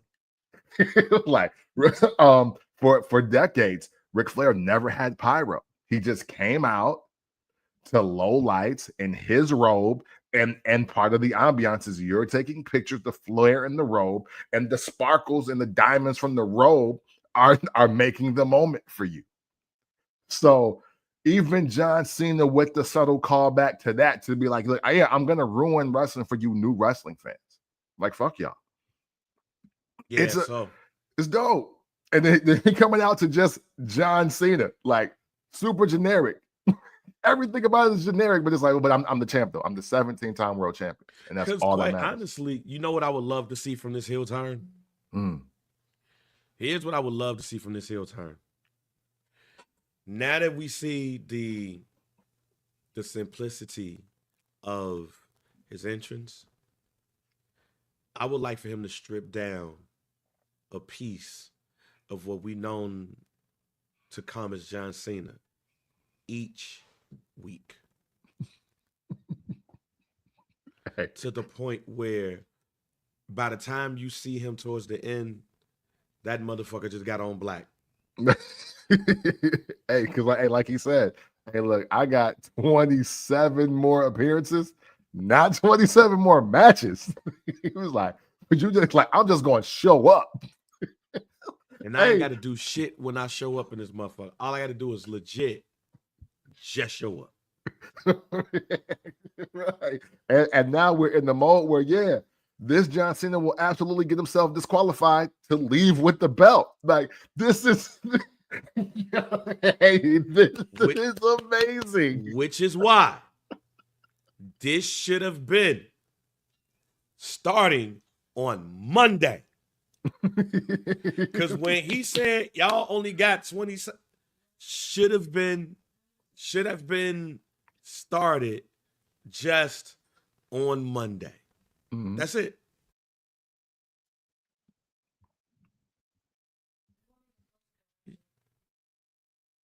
So yes, for me, I would agree with you if the heel turn started on Monday. It didn't. They started that shit at Elimination Chamber. Yeah. And he spent 4 weeks giving us dumbass reasons on why he's doing this. When, to me, it didn't make sense then. Yeah. But it would have made sense on Monday and on Friday. Because what also didn't make sense is Randy Orton saying, no, you know what, John? You need to have more kids. They go, what? Yeah. Hey. hey, hey, listen. Hey, see, again, the only person doing right by John Cena's finale is John Cena. Everything around John Cena, I can't speak for.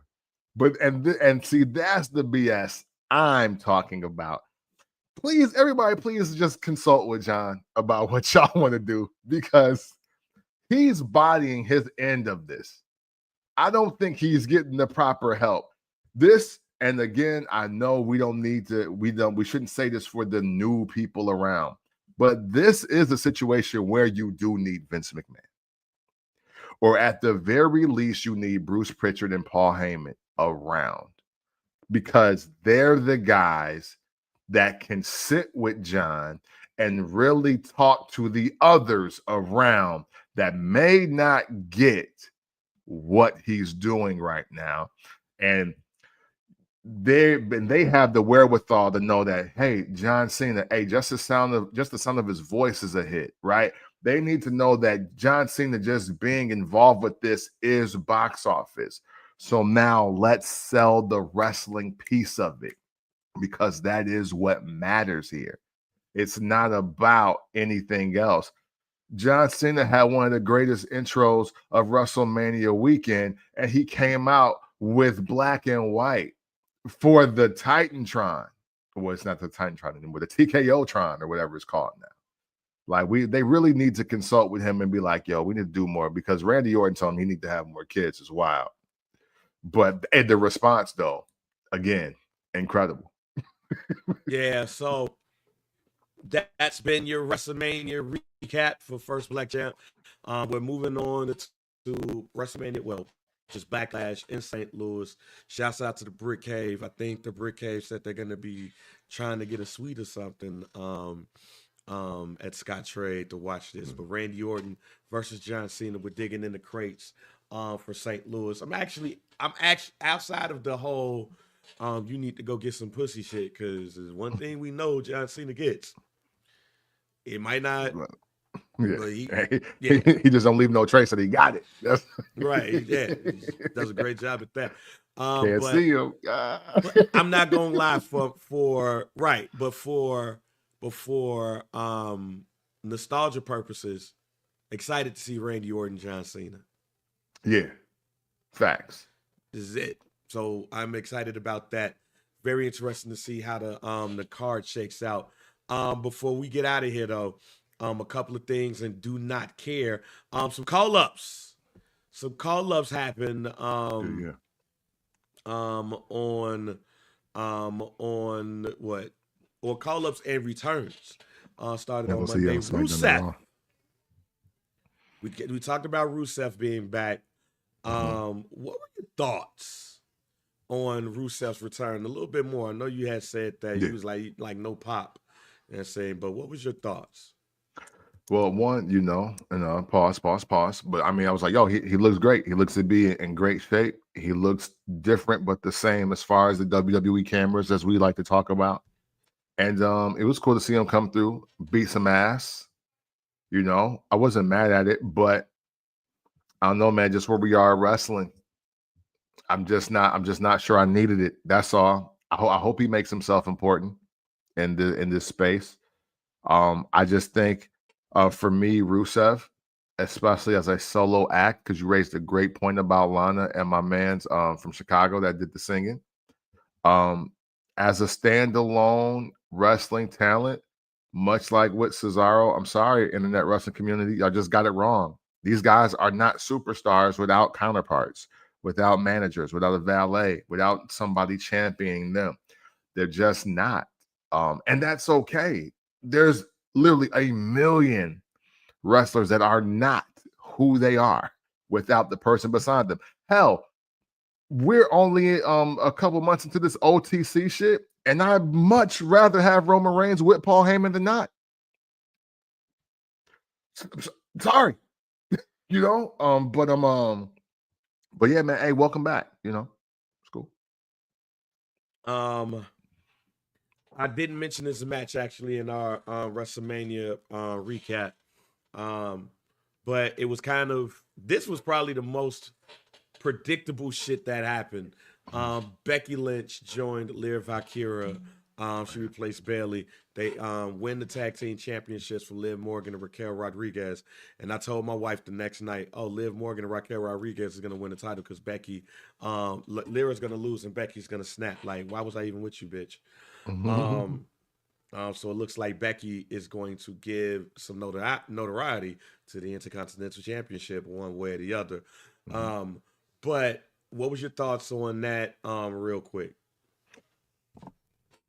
Overall, it's a waste of time to me, especially with the clip that ends up going viral for Becky Lynch. Because even when I saw her, I was like, well, this isn't gonna make sense no matter what happens. Because I believe Becky Lynch. So look, if they won, I'm like, okay, so now we're just gonna go back to defending the tag titles at spot dates, right? And they won't be on every week. But that's still good for Lyra because shit, she's the Intercontinental Champion. Don't matter. But I was like, well, if she loses, I'm like, well, Becky Lynch would essentially have to break up the tag team. so one way or the other. So yeah, again, I get it. Fighting Irish, trying to get your Irish girl over, your Irish young understudy over. So I respect it. But just have Liv and Raquel just win that Mania. And I think listen, Becky Lynch attacking Lyra at Mania because she lost on the spot date is way more fire to me than her being the champ for 18 hours and then turning on her because they just lost. Sorry.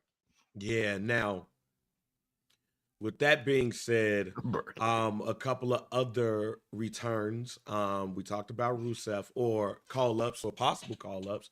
Seeing Stephanie Van Queer take on Io Sky the next night. The crowd popped for her.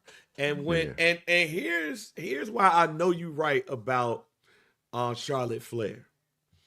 The move where Stephanie puts the leg lock on the neck and then turn him around and thrust him into the mat. Yes, sir. I mean, look, Charlotte started doing it. People was like, "Get the fuck up out of here."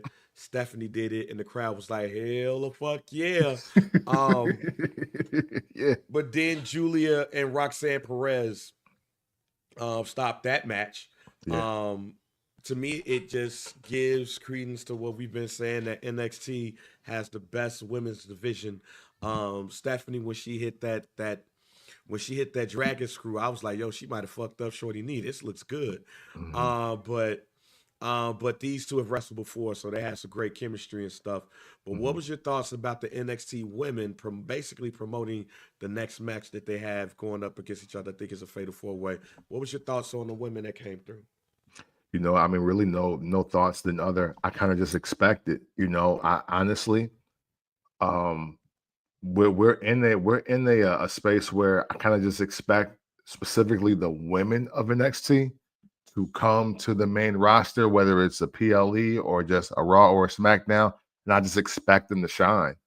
That's I don't know, maybe we're just spoiled in that manner because we saw the 4 horsewomen and then everybody after. But like, yeah, I mean, usually the NXT women, even if it's just the first 3 to 6 months, they just don't miss. They are the perfect elevator pitch to like, yo, this is what's going on in NXT. They're the perfect elevator pitch anytime. It's the guys I'm more worried about. Yeah. Let's move on over to SmackDown. For SmackDown, we saw Fraxum, the former NXT Tag Team Champions, go up against Los Garzas. So they've been called up. Nathan Frazier actually wrestled in a match a couple of weeks ago.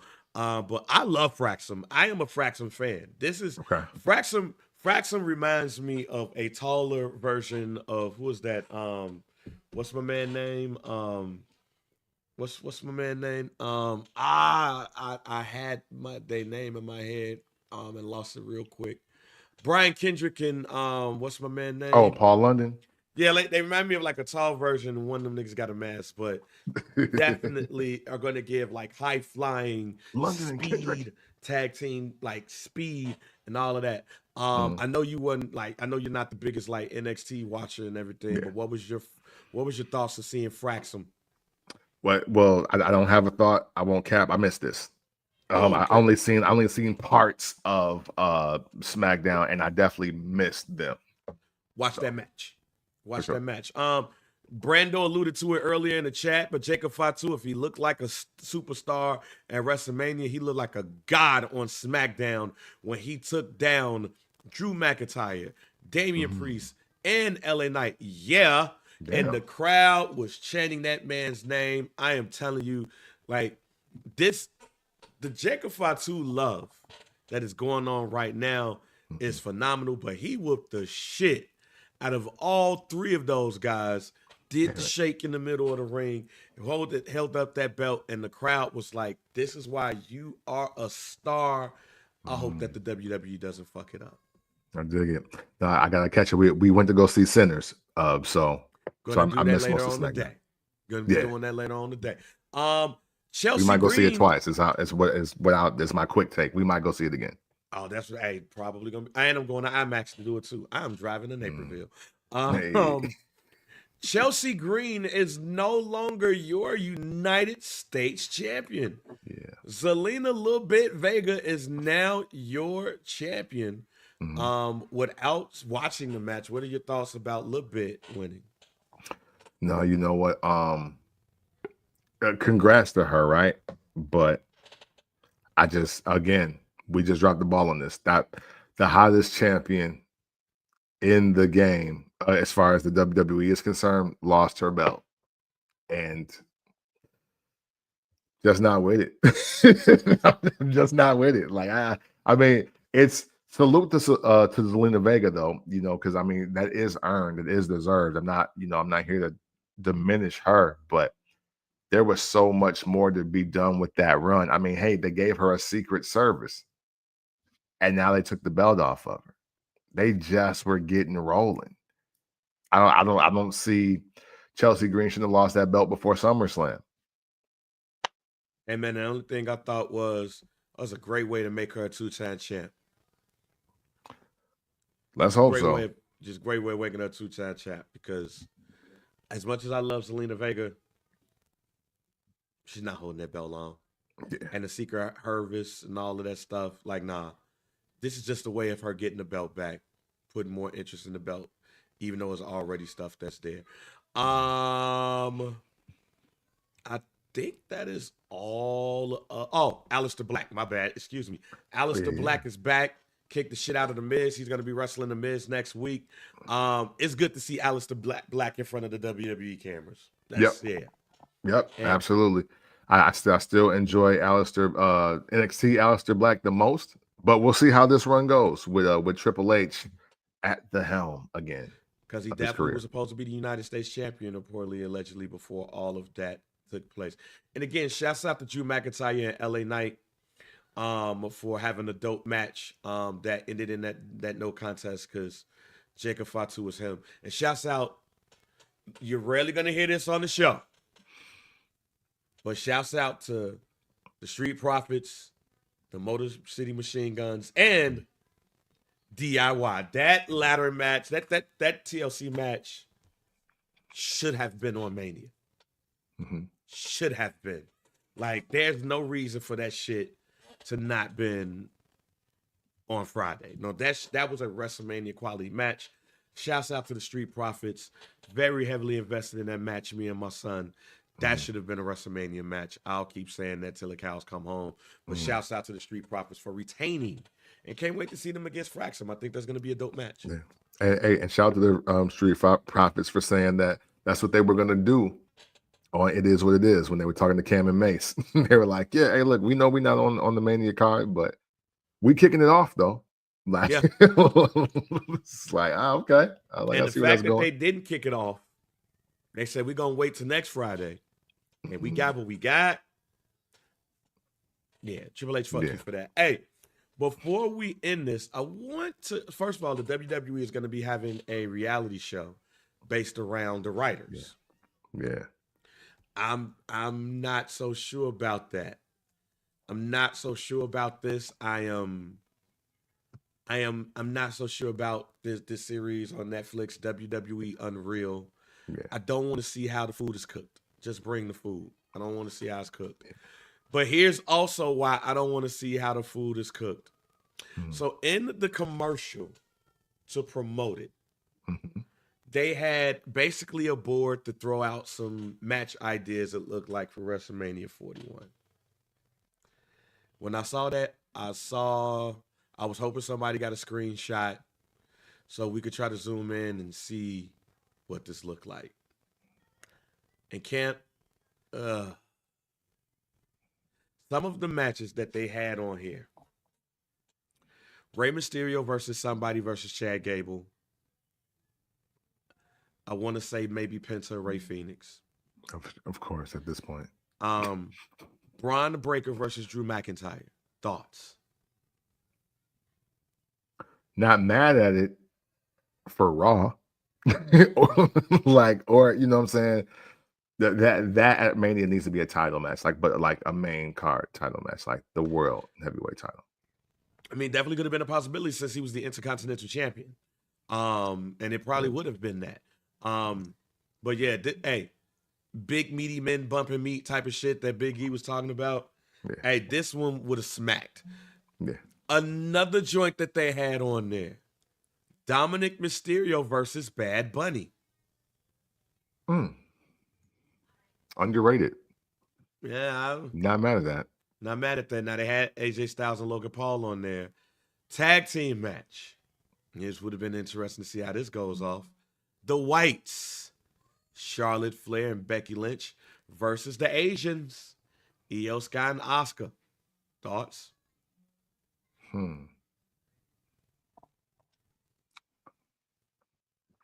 I could take or leave it. I could take.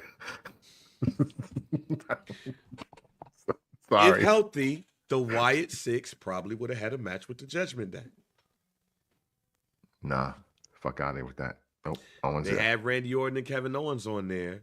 But for the Women's World Championship, Jade Cargill versus Nia Jax. No way to determine who would have been the champ coming in, but Jade Cargill versus Nia Jax, that's a matchup when you look at last year's Royal Rumble, had some legs. Yeah. And not for nothing, Nia Jax was very instrumental in the start of getting Jade over as a real face that has passion because of the attack in front of her daughter. I'm not mad at that. That's actually the best idea I've heard so far. Rhea Ripley versus Bianca Belair solo was discussed. We already said that this was a match that we would have wanted. They had Roman Reigns, CM Punk, Seth Rollins up there, and Cody Rhodes versus John Cena. But a match that even I brought up. I brought this up. CM Punk, Seth Rollins, Gunther for the World Heavyweight Championship. That would have smacked. Yeah. Sorry. Yeah. That was win-win.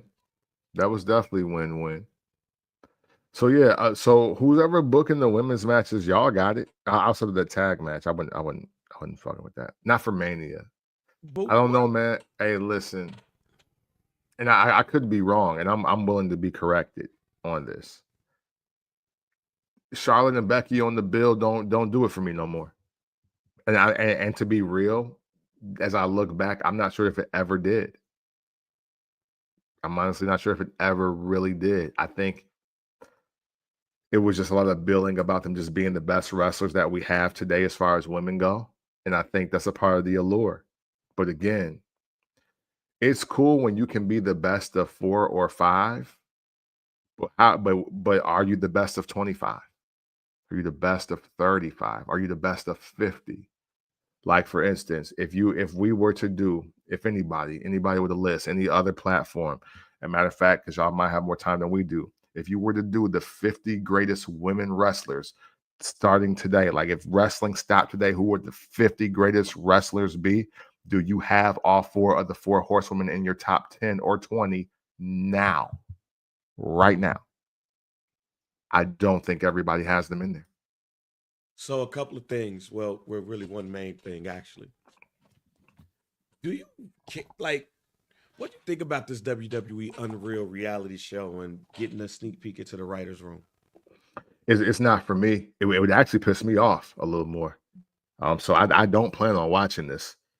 And I don't plan on watching this because again, I know wrestling has writers.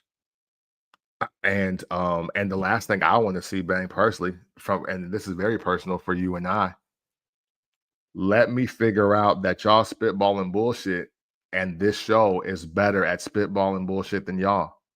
That's why I don't want to see it.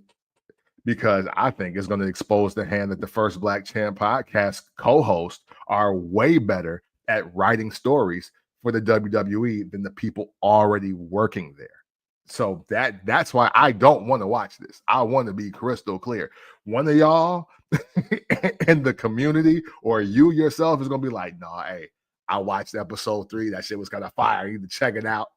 Because other than that, I'm going to say we got way better ideas than y'all.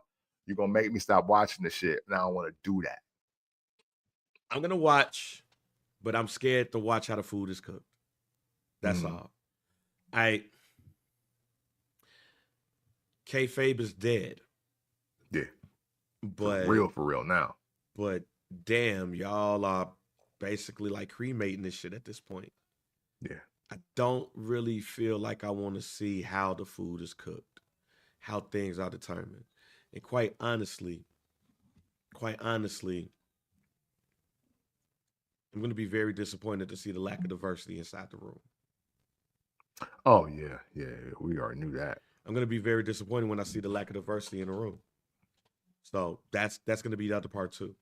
Like, I don't want to see how All My Children is made. I don't want to see how Good Morning, One Life to Live is made. I don't want to see how General Hospital was made. I don't want to see how these things are made. Just give me the product. Right. And if they were closing the door on WrestleMania and then they want to do it, okay, bet. Like, oh, this is the last WrestleMania. I'm like, wow, that's bold. But we're gonna show you how we made it. I'm like, okay, maybe I'll check this out.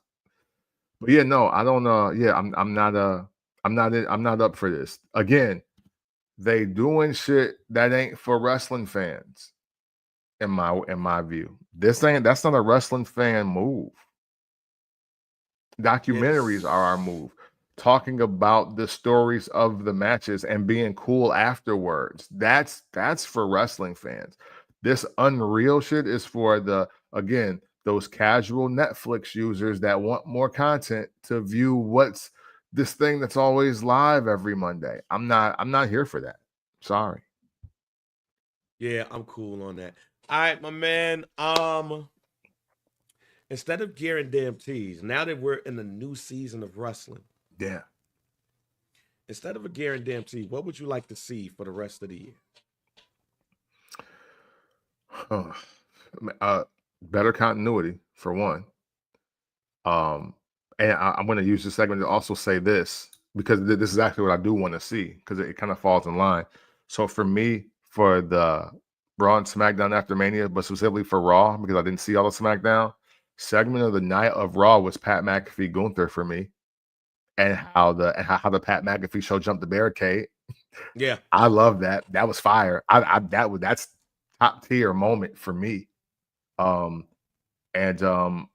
do want to see Gunther versus Pat McAfee. Matter of fact, I want to see Pat McAfee get the Logan Paul schedule and wrestle a lot of people he's been talking shit about. That is what I want to see. But other than that.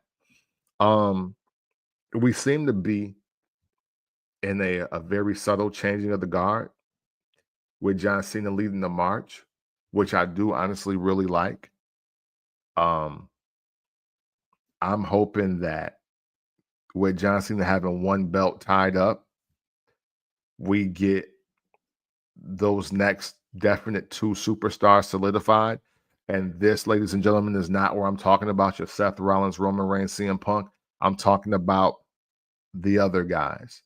The other guy still in this space could be Bron Breakker for many of you. It can be, it can still be Finn Balor to a degree. Dominic Mysterio, even Karrion Kross, just throwing them in there. They've came up a couple times in the show. Grayson Waller, Austin Theory. I think now, John holding the belt, 27 more appearances.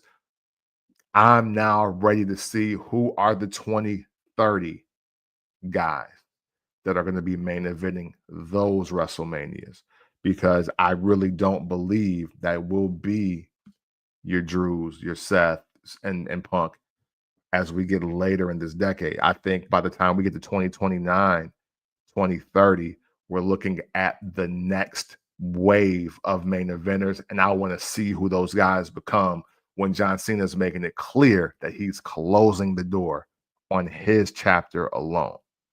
Which leads me to my final question for you. Who do you feel like is going to break out after WrestleMania? Who is your breakout star? Who do you feel, not named Jacob Fatu and Bron Breakker? Because those are the easy, that's a low-hanging fruit. I mean, hey, you know what? I also feel that's low-hanging fruit, but I got to say it. I think Dominic Mysterio.